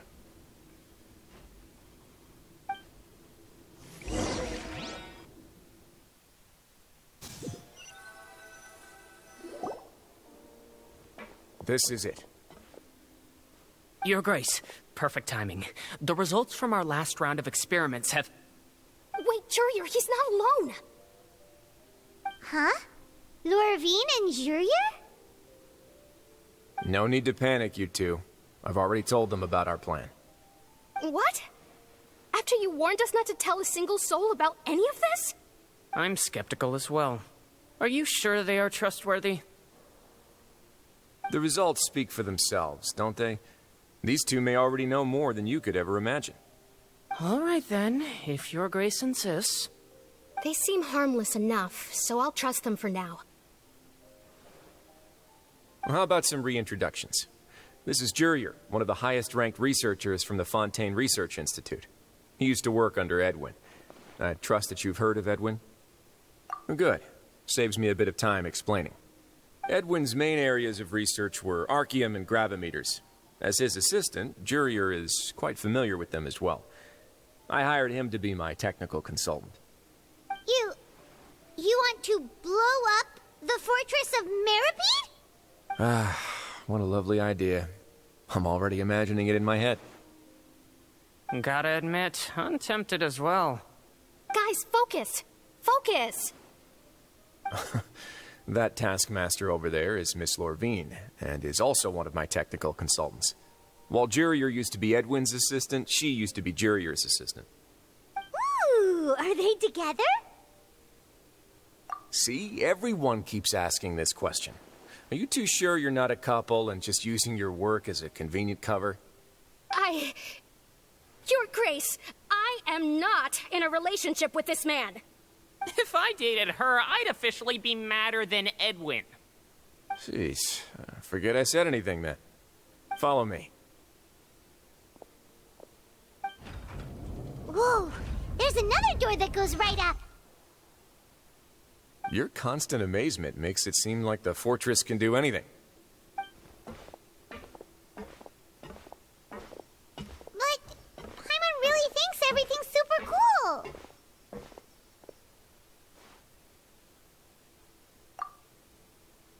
Well, let's spice it up a bit. And here you go.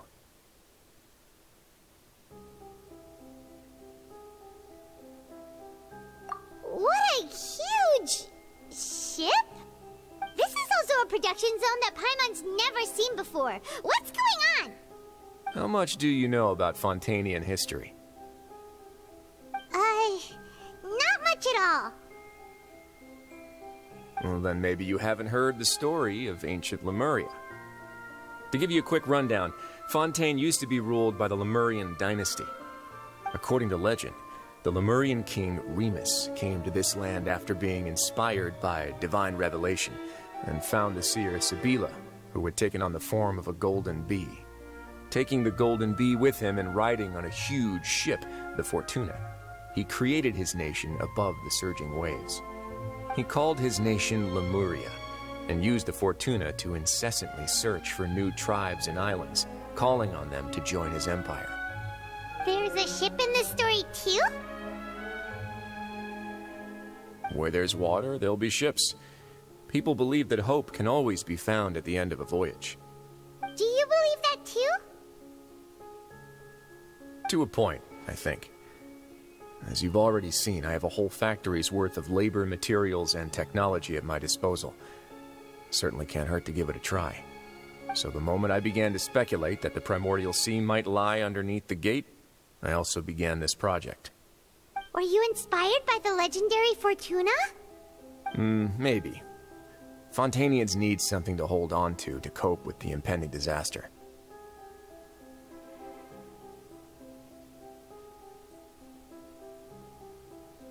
Were the workers to find out the truth behind this ship, riots would destroy the fortress faster than any catastrophe. As the fortress's administrator, I'd never make such a reckless call. Alright, that's enough talking for now. I'll need another 3 cups of tea to soothe my throat. Do you have any other questions? Seems like you're good. Come on, I'll take you back.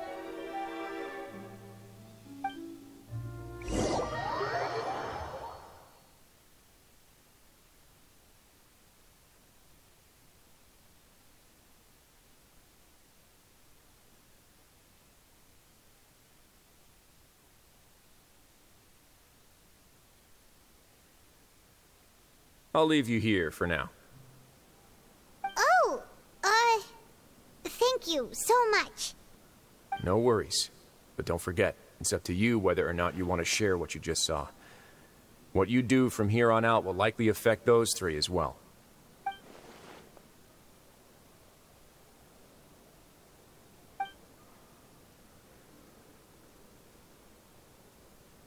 Yeah, we'll put a lot of thought into it for sure. Great. I look forward to what happens next.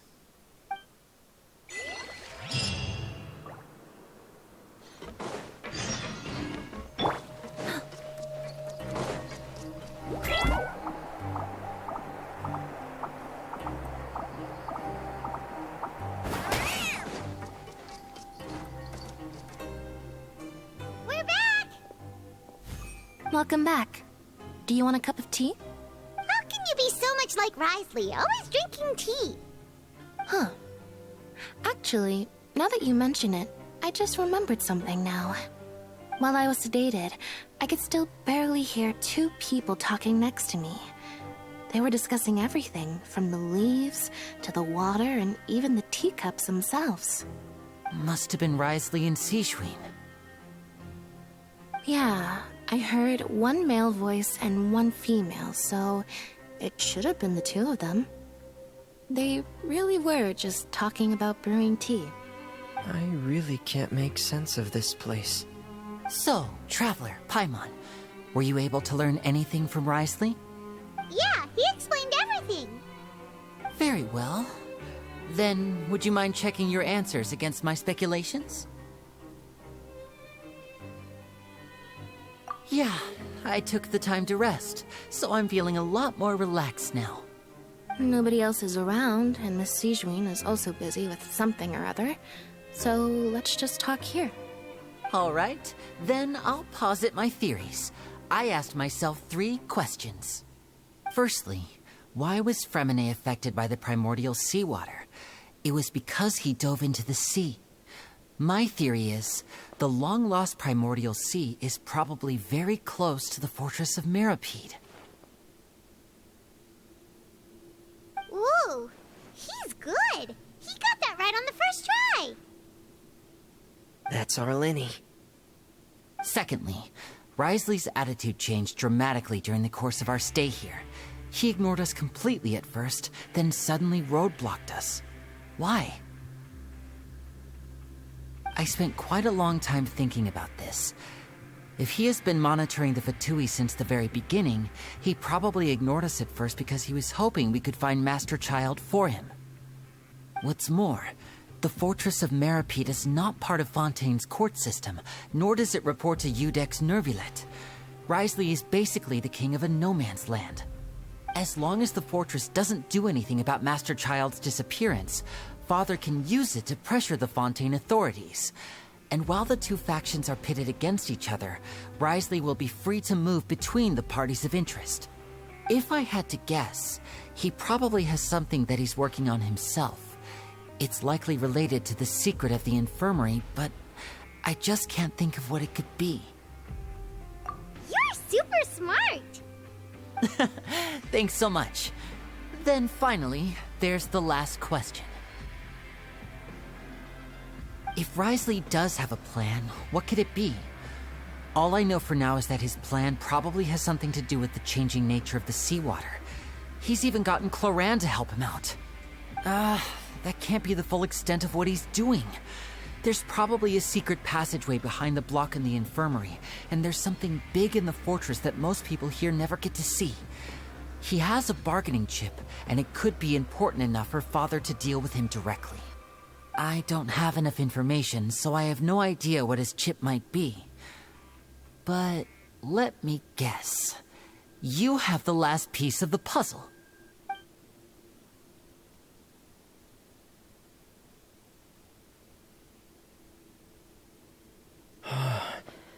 I can't believe it. The sea will engulf everyone. Just like the prophecy said. Could Risley have wanted to meet Father to figure out a way to deal with this crisis? If you remember, I once mentioned that Father sees the House of the Hearth as her base of operations, and she truly wants to resolve the crisis. But how could Risley have known that? Or perhaps he didn't know, and just wanted to bring Father over to his side? Which could be why he said he just wanted to negotiate. Yeah, that makes sense to me. I understand your concerns as well, Traveler. I'll figure out a way to pass this on to our father. No matter what, we're on your side. The two of you have already aided us far too much. We probably wouldn't be standing here right now if not for you. If you ever need anything else going forward, please come to the House of the Hearth at any time. Though you may not share the sentiment, after all that we've gone through together, the three of us basically see you as family now. You have my gratitude. Thank you for protecting Linny when it really mattered. And thank you for sharing the secrets of the fortress with us. We didn't think you were going to do it. Why are you being so formal all of a sudden? Given your strength, you might not need our help at all. But if you are ever in danger, we will try our best to protect you. Aw, the sound of that makes Paimon feel all warm and safe inside.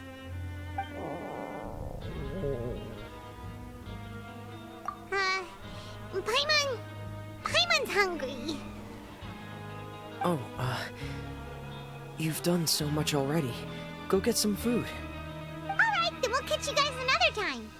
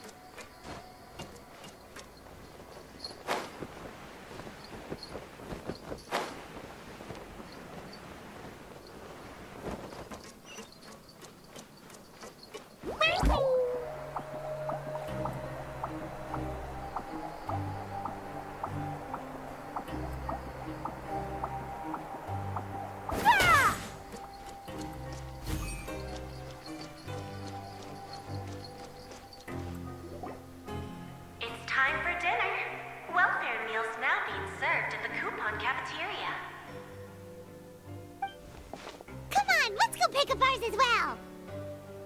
Traveler and Paimon, over here. Are you here for dinner too, Miss Sijween? And I'm taking the opportunity to prepare Miss Cloran's dinner as well. Huh. You're right. She's actually sitting in the fortress cafeteria. What would you like to eat? Yep, you can. I've already talked to our chef, Mr. Wolsey. It's all on me today, so you can get whatever you'd like.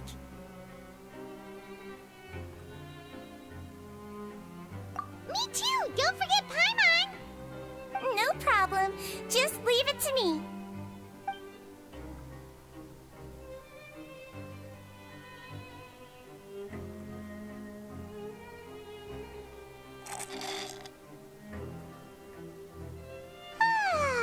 So delicious.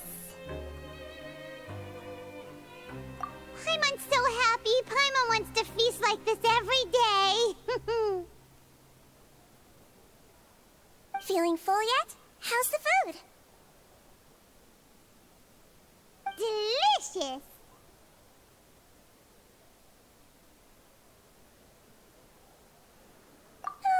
I'm so glad to see you all so happy. Oh, see, the expression on your face just now? The muscle here just moved, which suggests that you're feeling quite relaxed at the moment. Sijuin, do you do this to help your patients or to better understand human beings? A bit of both, I suppose. I'm a melazine, which means I'm very different from human beings. I must know what you're thinking if I want to take good care of you. You're really good at taking care of people. Even though you're so short, you still talk and act like an older sister. Really? You're reminded of an older sister? That's great to hear. Oh, and what did you mean back in Risley's office? When you said that you were protecting Linny and his siblings as well. Oh, that. I just asked His Grace to look out for those children, especially that diver boy. I was getting a bit worried after hearing that something was wrong with the water. Thankfully, Glorand is very strong and managed to save him in the nick of time. His Grace also sealed the pipes after Glorand left, to make sure that Linny wouldn't impulsively chase after his brother. Although the path was blocked, we still stationed some guards there to stop anyone from approaching. They were instructed to only open the door once Miss Glorand had returned. Oh, and I was keeping an eye on Mr. Linny as well. We had to press him, but we couldn't allow him to be in any real danger. You were all super considerate and really thought everything through. It's just what we do down here at the fortress. At least this has been His Grace's style for as long as he's been the leader.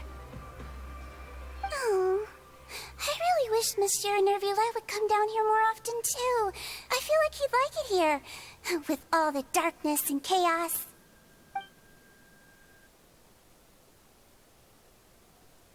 Get a good night's rest, you two. You both worked very hard.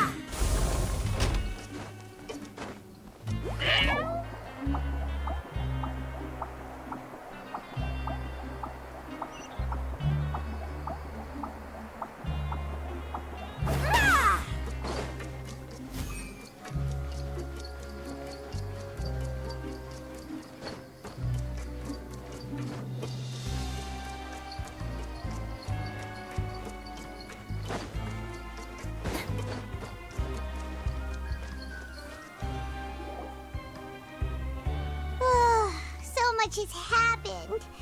Paimon just feels absolutely exhausted now that she's finally relaxed. Paimon's super sleepy. Are you sleepy too?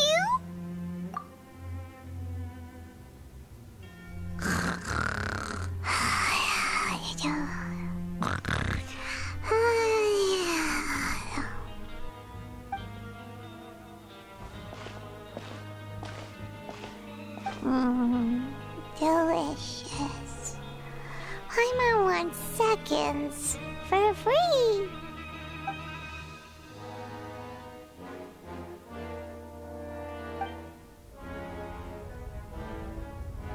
Out of my way! Get out of my way! is everyone running? No idea, but something must have happened. Stop asking! Who's yelling? Paimon still wants to sleep.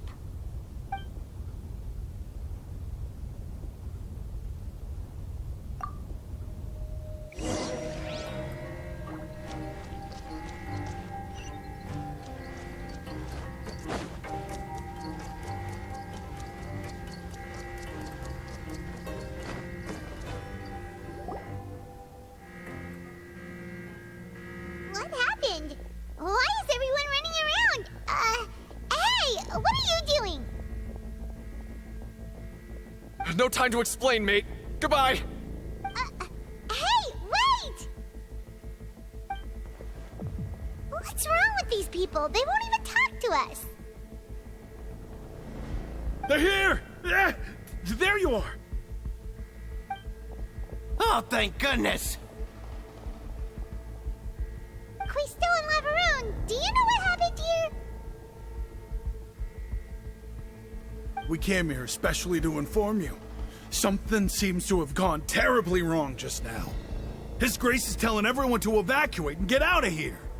Lavaroon was saying you two are new here and you don't have many friends, so you might slip through the cracks. Haven't you heard all the stories like that? An evacuation is successfully completed, yet you only find out once you do a head count that 1 or 2 people are missing. Wait, weren't you the one who brought that up? Why is it suddenly my idea? Hey, shut up! Okay, whatever. The point is, you should come with us. Yeah, he said to get as far away as possible, upwards and outwards.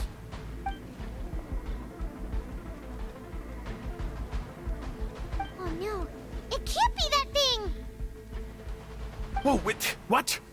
What? Hey, where are you going? We have to go find the Duke! You two just go and get out! Go on without us! Hey, hey! Be careful! Attention! Please evacuate upwards and outwards, upwards and outwards. If you're already at the topmost layer, then try to move as far outwards as possible.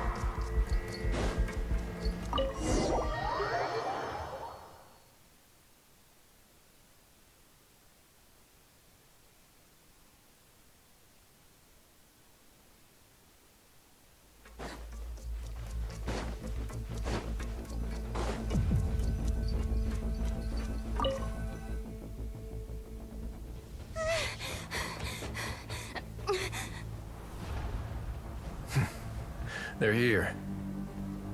Just like I said. What happened?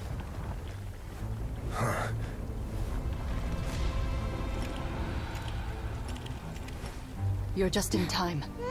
But be ready to run.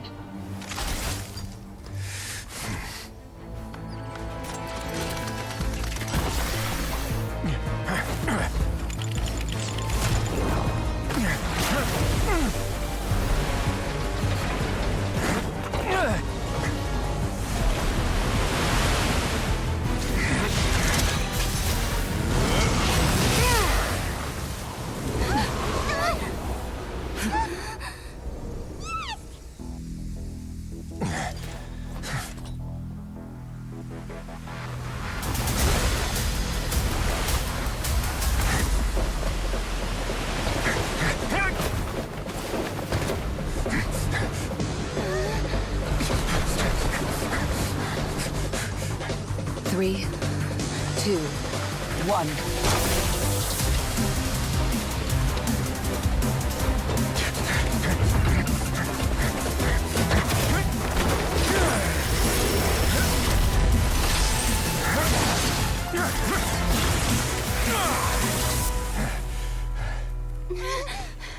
This won't hold it for long.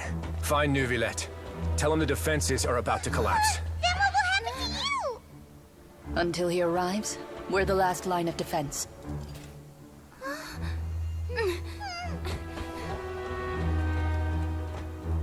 The gate. How long do you think it'll hold? That depends on us.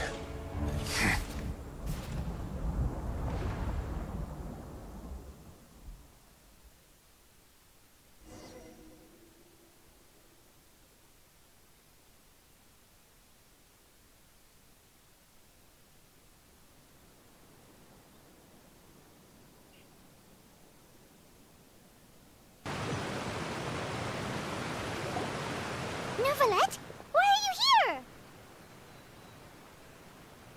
Traveler, I need you to head to the Opera House immediately. Farina will soon be meeting with the knave there. You must protect Farina, and make sure she doesn't spend too much time alone with her. Will do. You have my sincerest gratitude.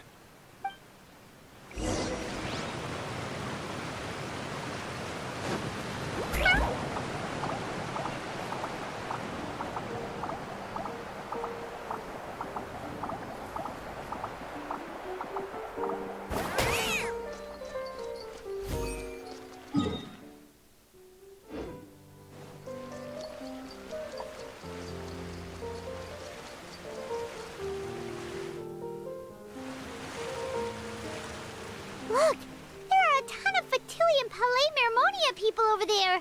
The knave is probably here already. We need to hurry. Are you two the traveler in Paimon? Monsieur Nervalet has left instructions. Please follow me.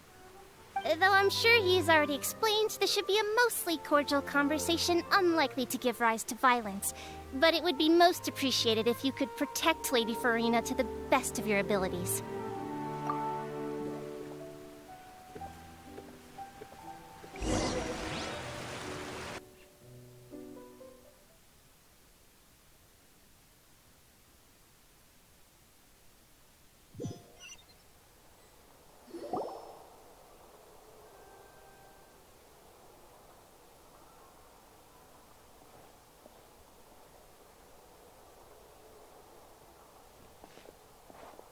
Oh, so you two are the honored guests Miss Farina mentioned. Of course, of course. How could they not attend a meeting such as this? I must always have 2 or more guests at my dessert table. Otherwise, the occasion would be too lonely and unbecoming of my station. It is my pleasure to make your acquaintance, traveler. I have heard much of your accomplishments. I am the knave, one of the 11 Fatui Harbingers.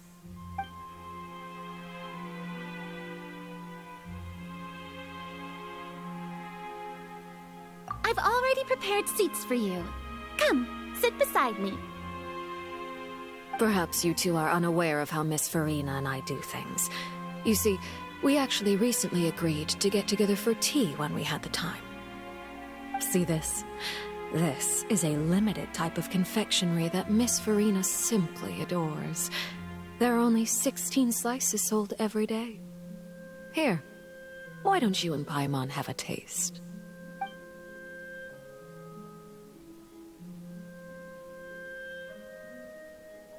Traveler, what do you think of this cake? That's good to hear. So what Child said was on the mark after all. You do share a taste in desserts with Farina and I.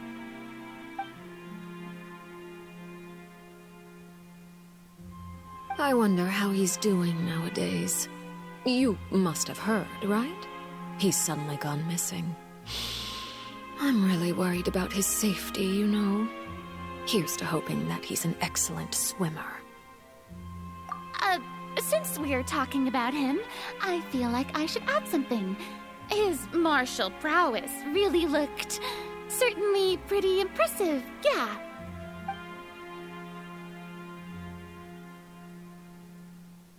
Oh, so you're also familiar with his aptitude for fighting, Miss Farina. Oh, right. I almost forgot. Child was subdued by Eudex Neuvillette right in front of you. Against ordinary people, my colleague would never be on the back foot. But alas, he just never imagined he'd run into such a person. I must express my admiration for Monsieur Neuvillette. Coming from you, that's not surprising at all. But I thought you would be happier to hear the news. Of course, but it's still a bit of a shame. You see, I would have been far happier had I received this news somewhat earlier. As you well know, a long time has passed since Child disappeared.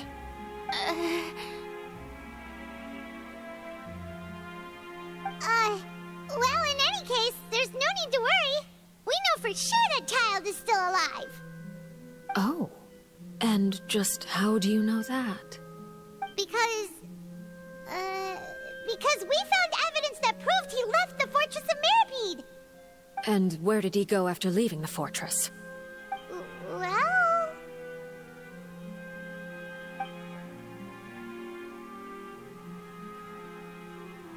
The Fortress of Mirapede lies deep beneath the waves. Unless he pranced right out of the main gate, he must have had to swim for it. Do you have any proof that he surfaced safely?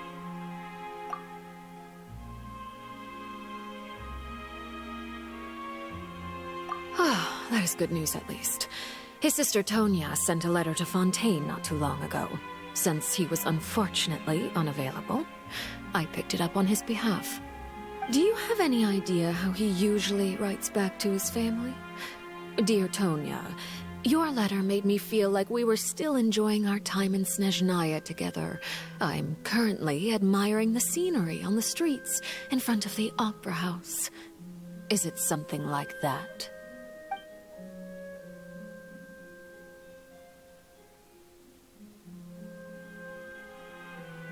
All letters tend to follow the same few formats anyway, right? As long as the contents are accurate, it doesn't matter so much how it's written or how it's worded.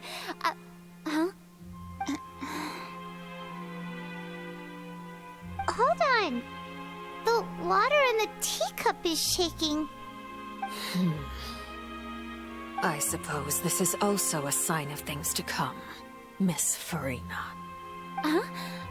I don't quite understand what you're trying to say. Have we entered into the next stage of the prophecy?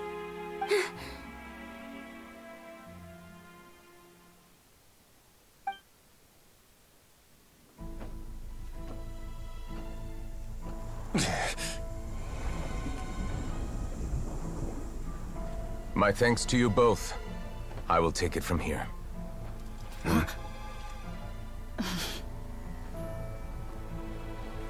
Sure you don't need a hand?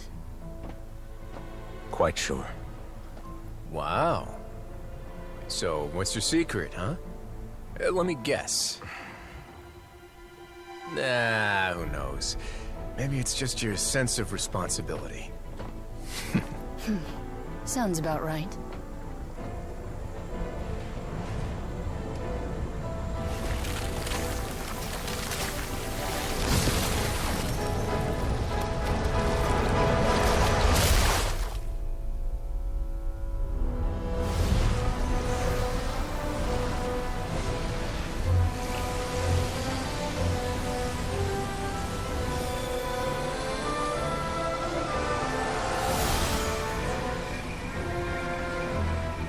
Day may come when the prophecy is fulfilled, and the waters burst forth.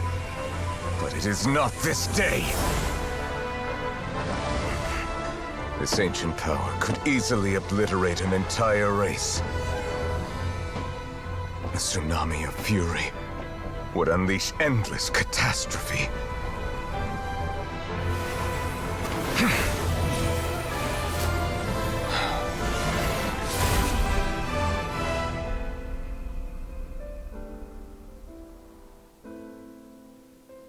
This sentence is too severe.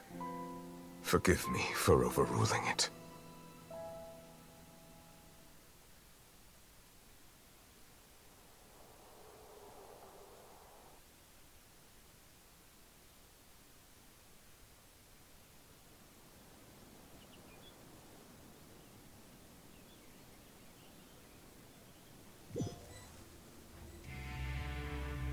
All right. Seems like the problem inside has been suppressed. Let me guess. We're safe for now. Indeed. But only for now. I win this bet. You owe me a present. Very well. It was indeed just as you said. You made a bet? We made a bet on the size of your entourage. Cloran thought you wouldn't come down by yourself. I figured you would have at least brought a few people along for appearance's sake. It appears I underestimated just how confidential the mission was. Shouldn't you have gotten used to confidential missions by now? That's just how the courts operate. So what gift must the loser give? Tea? He already has tons of tea in his office. I'm thinking about a set of legal codices. That wouldn't happen to be a dig at my lack of legal awareness, would it? Well, I'm sure His Grace doesn't consider the fortress to be outside the law. I was under the impression the residents of a place like this would be uninterested in the legal codices. That was obviously a joke. Anyway, you've still got some unfinished business to attend to in the overworld, correct? No need to stay here if you have a pressing matter. We all know you can't leave Palais Marmonia for long. Thank you. I hope everything went smoothly with the Fatui Harbinger.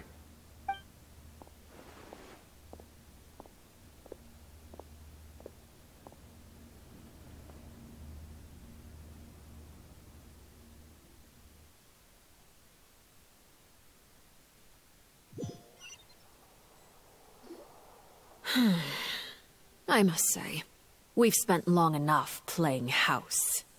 Miss Farina, as the Hydro Archon, I am sure you understand the exact meaning of the phenomenon we just witnessed. Or should I say, that's what I originally thought. But looking at your expression, was I wrong? And you haven't a clue? What are you trying to say? At this point, I don't think there's any more need to speak as diplomatic representatives. Allow me to speak to you now as just a Fontanian. You know the prophecy by heart, and also that every part of it is being proven true.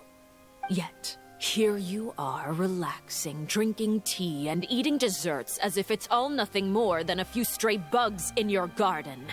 Do you really think that's acceptable? The prophecy's hanging above our necks like a guillotine. Every faction is looking for a way to either avert the disaster or save their own. Even the orphans of the House of the Hearth have devoted everything to saving their homeland. But you? It beggars belief just how nonchalant and carefree you have been. From the very beginning, you, the god Focalor, you have utterly failed to take action. You're wrong. I've never ignored the prophecy, nor have I just been passing the time in self-indulgence. Retract your accusation and stop doubting the wisdom of the gods with such absurd conjectures. I am not alone in my doubts, you know. All the children of Fontaine may be harboring the exact same thoughts right now. Oh, great Hydro Archon. How are you going to save them? Save us? How are the people you've sworn to protect supposed to survive in a land that will soon disappear beneath the waves? I have my ways, and I've been working on them for all this time. Even if you look down upon me, you have no right to judge me. Fontaine will be saved. Even if I still cannot see the true future right now, as long as I continue on as I am, I will be able to hold my head up high.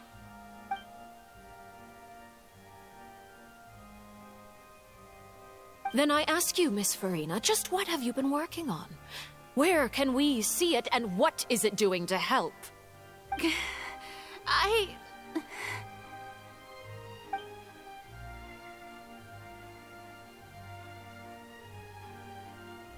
My machinations are just like the prophecy itself.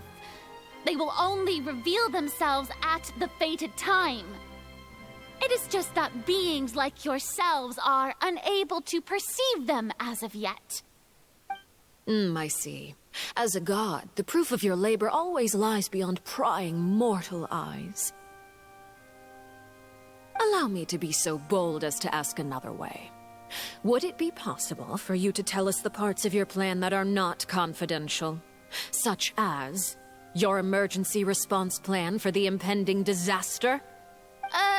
An emergency response plan? Oh, that look in your eyes. Have you not even prepared one of those?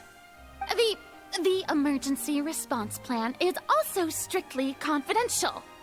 Then allow me to jog your memory. Miss Farina, what is the purpose of your Oratrice Mécanique d'Analyse Cardinal? And what do you plan to do with the massive amounts of indemnitium that has accumulated over the years? The Oratrice? It's just like it appears to be.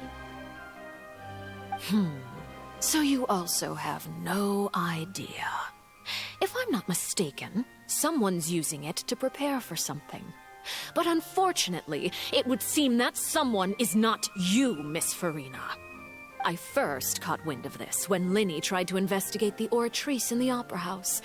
You see, even just getting close to the core contaminated him with an extremely large amount of indemnitium. But even if that had nothing to do with you, then what could you possibly be working on, oh great Hydro Archon? Oh, right. I almost forgot. Udex Neuvillette is not at the tea party with us today. Miss Farina, I suppose you must have ordered him away to take care of some troublesome business. Yeah, yes, that's exactly right. Please keep it a secret for me. Of course I will. Although, I must say, Miss Farina, you seem quite insecure without the Udex by your side. Oh, very well. Let's stop that conversation here. There are still a few slices of cake left, so please, help yourselves, everyone.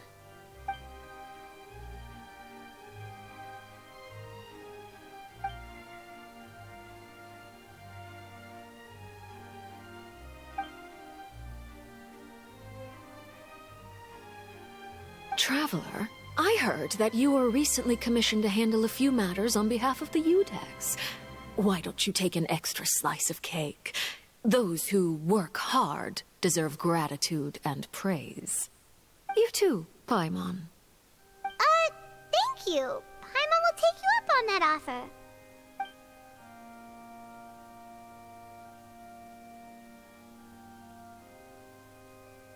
Oh, Paimon's super full. That cake was great.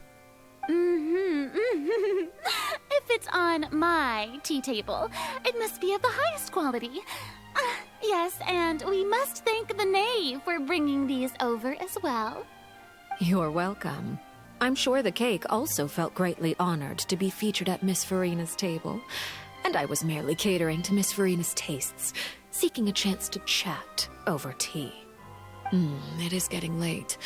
Why don't we call it a day? There are still a few matters that I need to take care of, so I must take my leave now. Very well. We'll end it here. Mind seeing me off, Traveler? We could use the opportunity to discuss Child before I must be on my way. Paimon's coming too!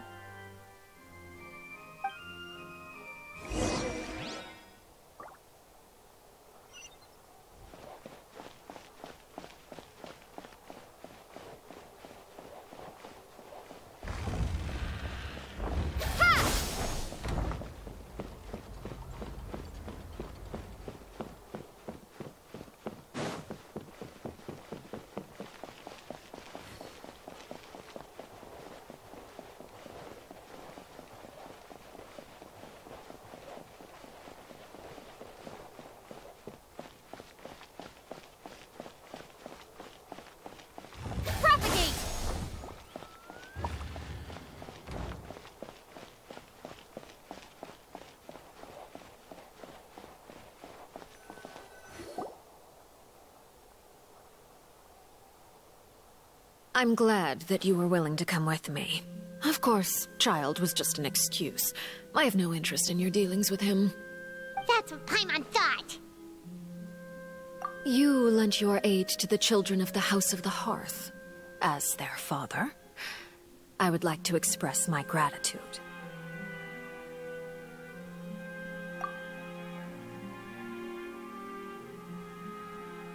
That was all. Formal topics should be discussed in formal settings, and informal topics in informal settings. I know you just returned from the fortress of Meripede. Relax. I have no intention of trying to get anything out of you. Linny, Lynette, and Fremine are still there. and I trust their judgment and abilities. They've all been working very hard and have always done all they can to fight back against anyone who tried to stop them, especially Lenny. You mean Ridesley. He's a tricky one to deal with. It's unfortunate that Lenny's so eager to prove himself that he can't learn to rely on others, including me. By the way, and you can just consider this a bit of idle gossip, but what's your impression of Farina?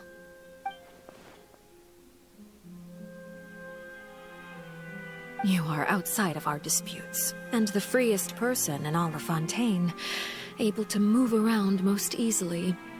Allow me to share my perspective with you. And that's everything that happened during the trial. Master Child was declared guilty and immediately transported to the Fortress of Meropide.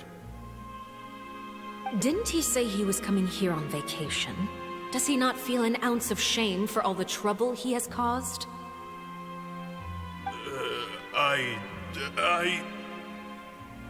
Forget it. He did give us an opportunity. I will be meeting someone shortly. Do you require help with any preparations? No need. I will take care of it myself. I need to meet with Farina, the Hydro Archon. She is at the heart of Fontaine. But what's fascinating about her is that she often seems more like a celebrity than a working Archon. Oh? Come over here, you little critter, you!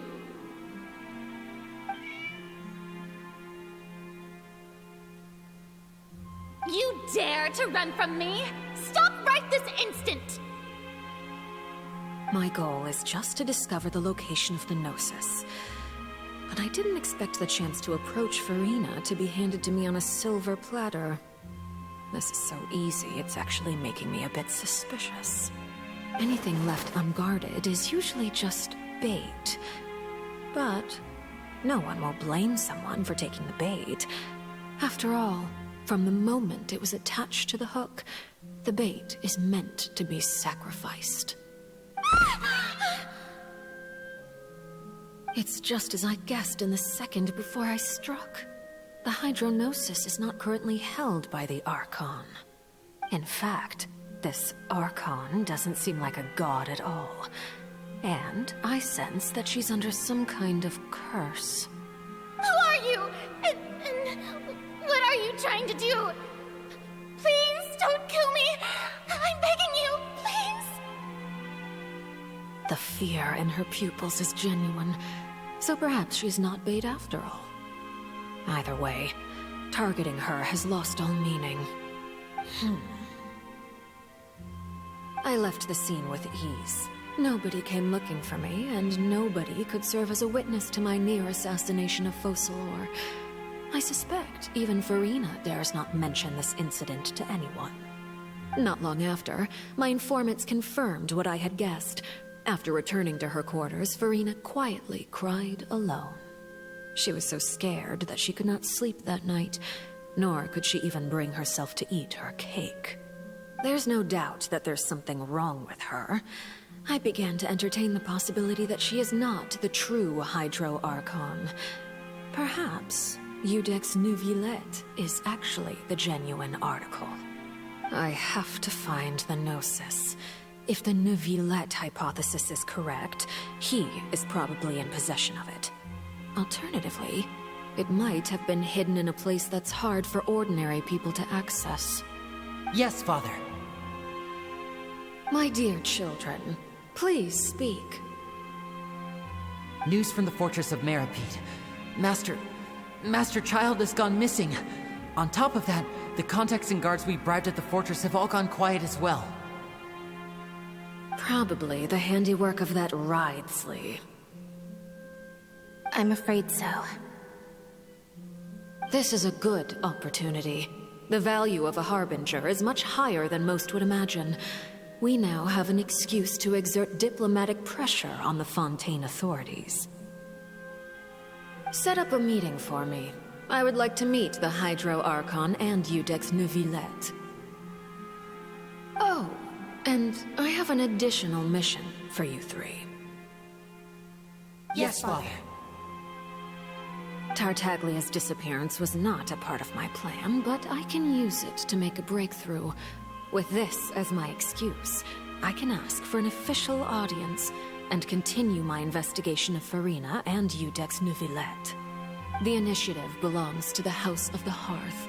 My wish to investigate the fortress of Meripede will be a front. Linny and his group will be responsible for the actual intelligence gathering.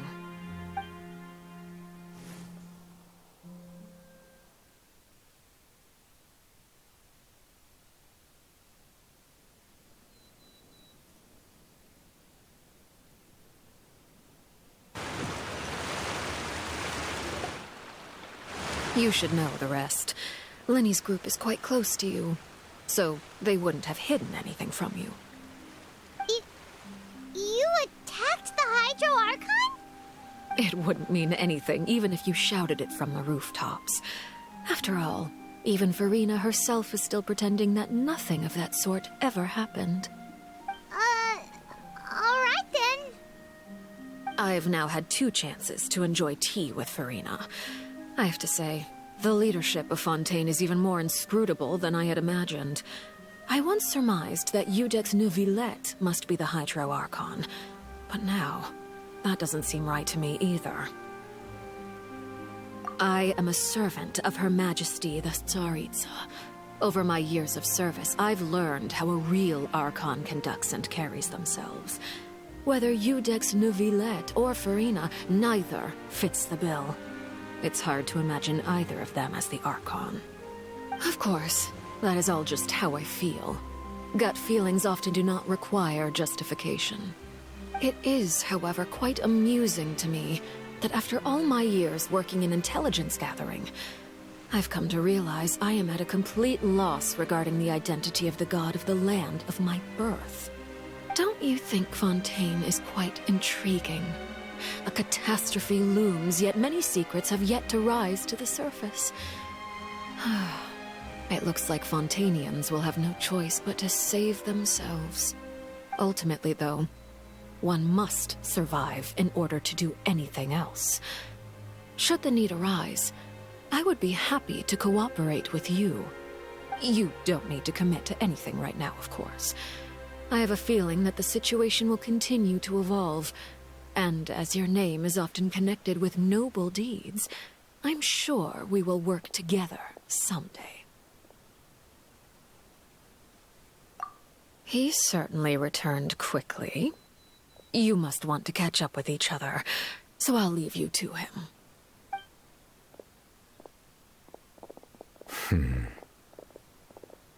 Neuvillette, is it over? For now, yes. But this issue will prove quite thorny in the long term. I'm concerned that sooner or later the prophesized events will occur. Thank you for protecting Farina. To put it simply, I used my power to force back the Primordial Sea and reseal the sluice gate.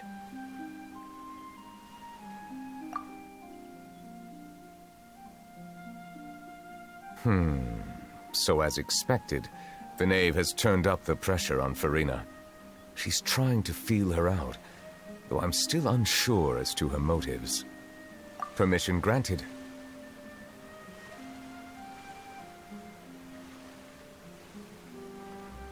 Whoa. It can't be that you're the real Hydro Archon, right? But that's just a speculation on our part, though. You can't tell us? Then that's okay. We can talk about something else. We won't try to force you. You guys in Fontaine are super strange. If by the phrase, you guys, you are referring to Farina and I, then although I'm not sure just what you are trying to imply, I must clarify that I do not share her positions on a multitude of topics. I believe so. The fortress has a long and complex history. It has seen much grief and suffering. And now, another catastrophe will soon be upon us. I mourn this turn of events. Huh? Why is it raining all of a sudden?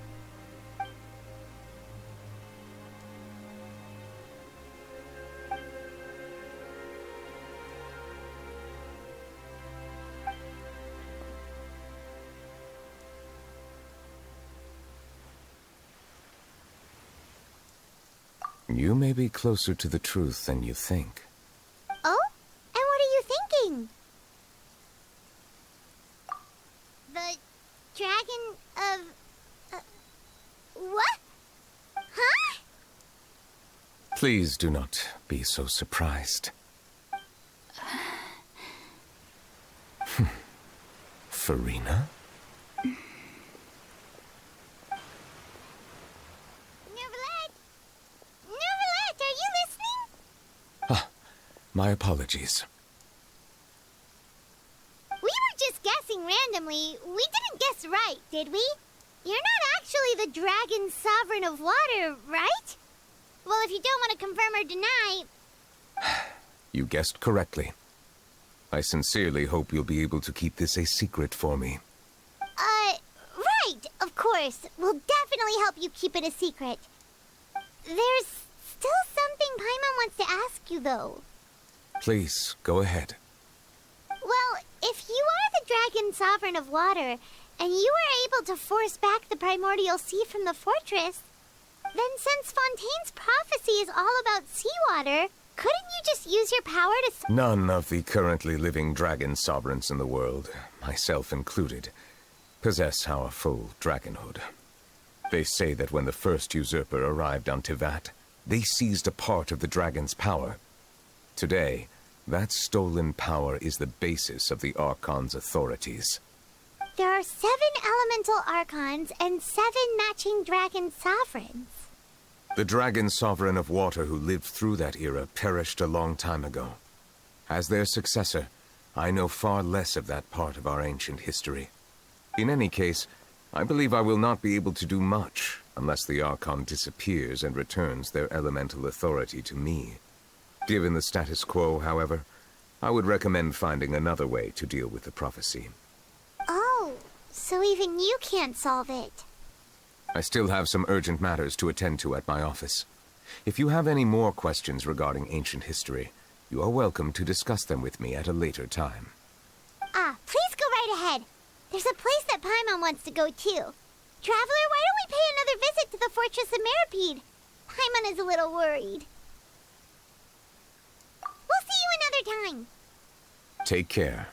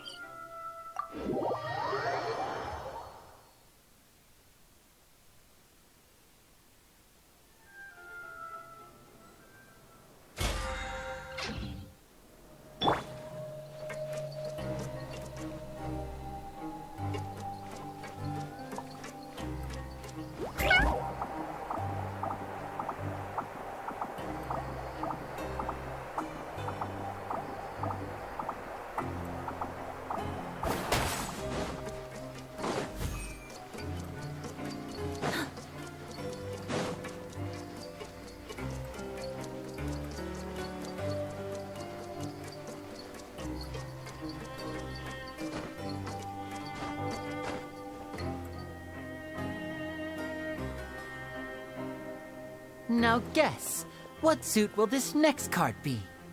A bare-teeth cat? Well, well, look who it is. Traveler, Paimon. Hello, everyone. Looks like you're recovering nicely from an A. Mm-hmm. Thanks to everyone's support. Oh, right. I managed to work up the courage to thank Miss Clorand in person. Whoa, how did she react? She told me that it was nothing. It was as if saving a life wasn't a big deal to her at all. She also told me not to worry about it. She didn't want to stress you out, that's all. She's right, and it's best not to dwell on it. Yeah. Okay, but check this out. We went back to the Opera House and we met the knave. You met Father? Did she say anything to you? She said a few things that were, a bit hard to understand. And also that she's looking forward to working with us in the future. Her attitude towards you is even better than what we'd imagined.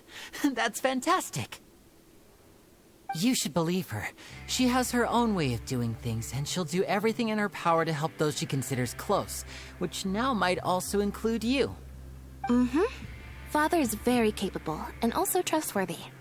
Oh, Paimon just remembered that she thought Linny was a bit too proud as well. She said that you should learn how to rely on others sometimes. Got it. Huh. That does sound like something that Father would say. Hey! Are you going to stay here for the next few days? Looks like it, yeah. Excellent. I will host a tea party. For real? Then Paimon wants another serving of cake. Another implies that you were already served some delicious cake while you were up there. How lovely. Well, next time, you're going to have tea and snacks with us.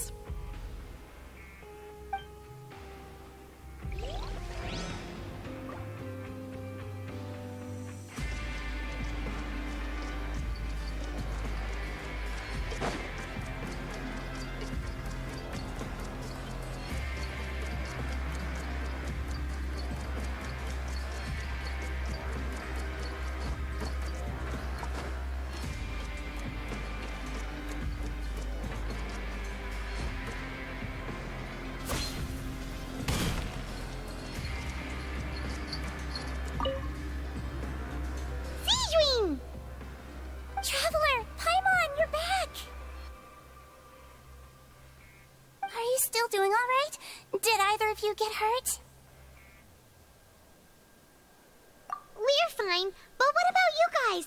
It was such a huge mess. How bad was it? A few people sustained superficial injuries, but that's about the extent of the damage. Monsieur Nervulette paid us a visit. It was all thanks to him that we managed to suppress the crisis for the time being. Of course, we must also thank you for the help you provided. How did Nervulette know that he was needed here? Well, Monsieur Nervulette has strong resonance with the hydro element. When the water level rises, he can feel the waves produced. I ran into the bombshell bros while bandaging the injuries of the wounded. They were mumbling the whole time about how you just ran down without a word. I'm so relieved to see that you're both all right. If you're not too pressed for time, please stay with us a few more days. Just let me know if you get a craving for any particular dish, so I can have Mr. Walsey get your meals prepared. Oh, and please feel free to visit the infirmary for a break at any time. I'd like to take the opportunity to spend some more time observing your facial muscles as well. Your happy smiles are quite contagious, you know. They're so memorable, and I've missed them immensely while you were gone.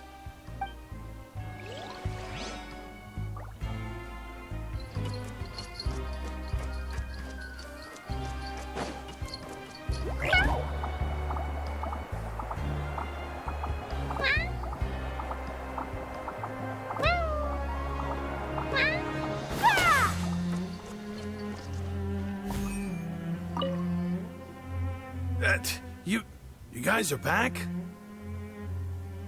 Crystal! Macaroon! You guys didn't get caught and thrown back down here, right? Huh?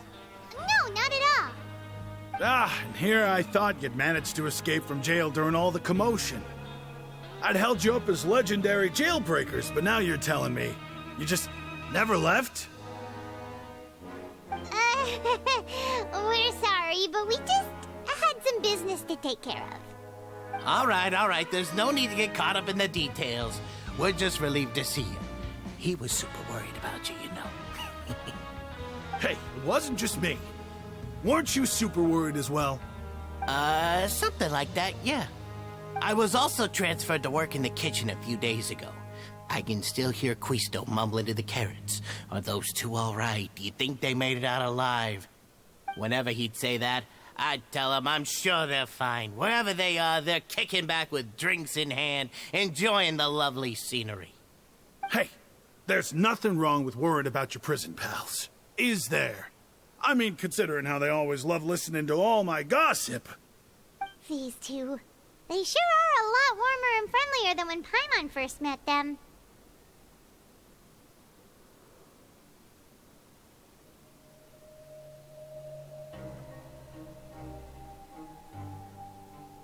Oh, well, if you say so. I'll be watching you to make sure you finish every last bite.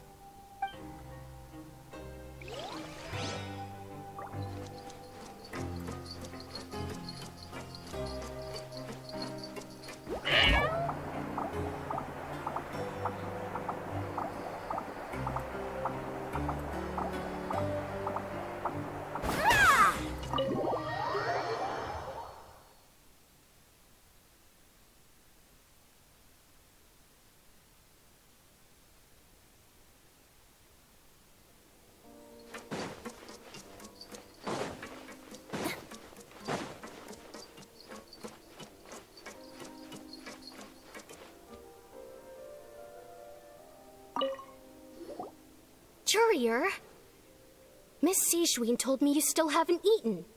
Yeah, I was working on something, so I forgot.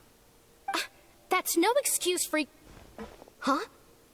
What's you two? Courier, Lurvine, we're back! Hello there. It's been quite the mess here recently. How have you been? And you? Are you still taking the secret passageway from the infirmary to work on the ship? Yep. That is still top secret, though. So don't say a word to anyone. It can be a bit annoying when there are lots of people in the infirmary, but I still prefer taking that route over the one from the Duke's office. I mean, the infirmary does make it easier for you to slack off. Oh, yeah? Then why are you also here so much? You two really are just using your jobs as a cover for your relationship, aren't you? Not at all!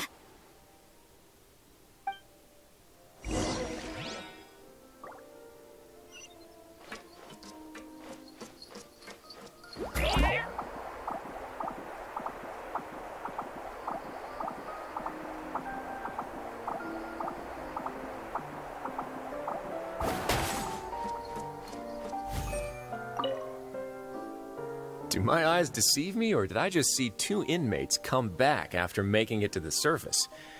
Some strange winds blowing of late. We wanted to see how the fortress is doing. Is everything still all right? We're fine, for the most part. Neuvillette came down and took care of the worst of it. If that's the case, why don't you just ask him to stay here? Oh, yeah, what a brilliant plan. Let's go convince the Udex himself to exchange the Courts of Fontaine for a puddle of water in the middle of nowhere. He came here in a hurry and left without even stopping for a cup of tea. He did remember to take Miss Sijwin's gift with him, though. He sure sounds super busy.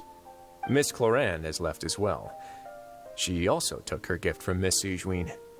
Were the gifts milkshakes? Neuvillette got the milkshake. Clorand received lipstick instead. Those aren't even remotely alike. Well, it's Neuvillette's own fault for making Sijwin worried about his health by working so much. But besides that, our head nurse is still pretty fond of picking out beauty products for the ladies. Oh, and I have some gifts here for you as well. Are these from Sijwin too? Nope, they're from yours truly.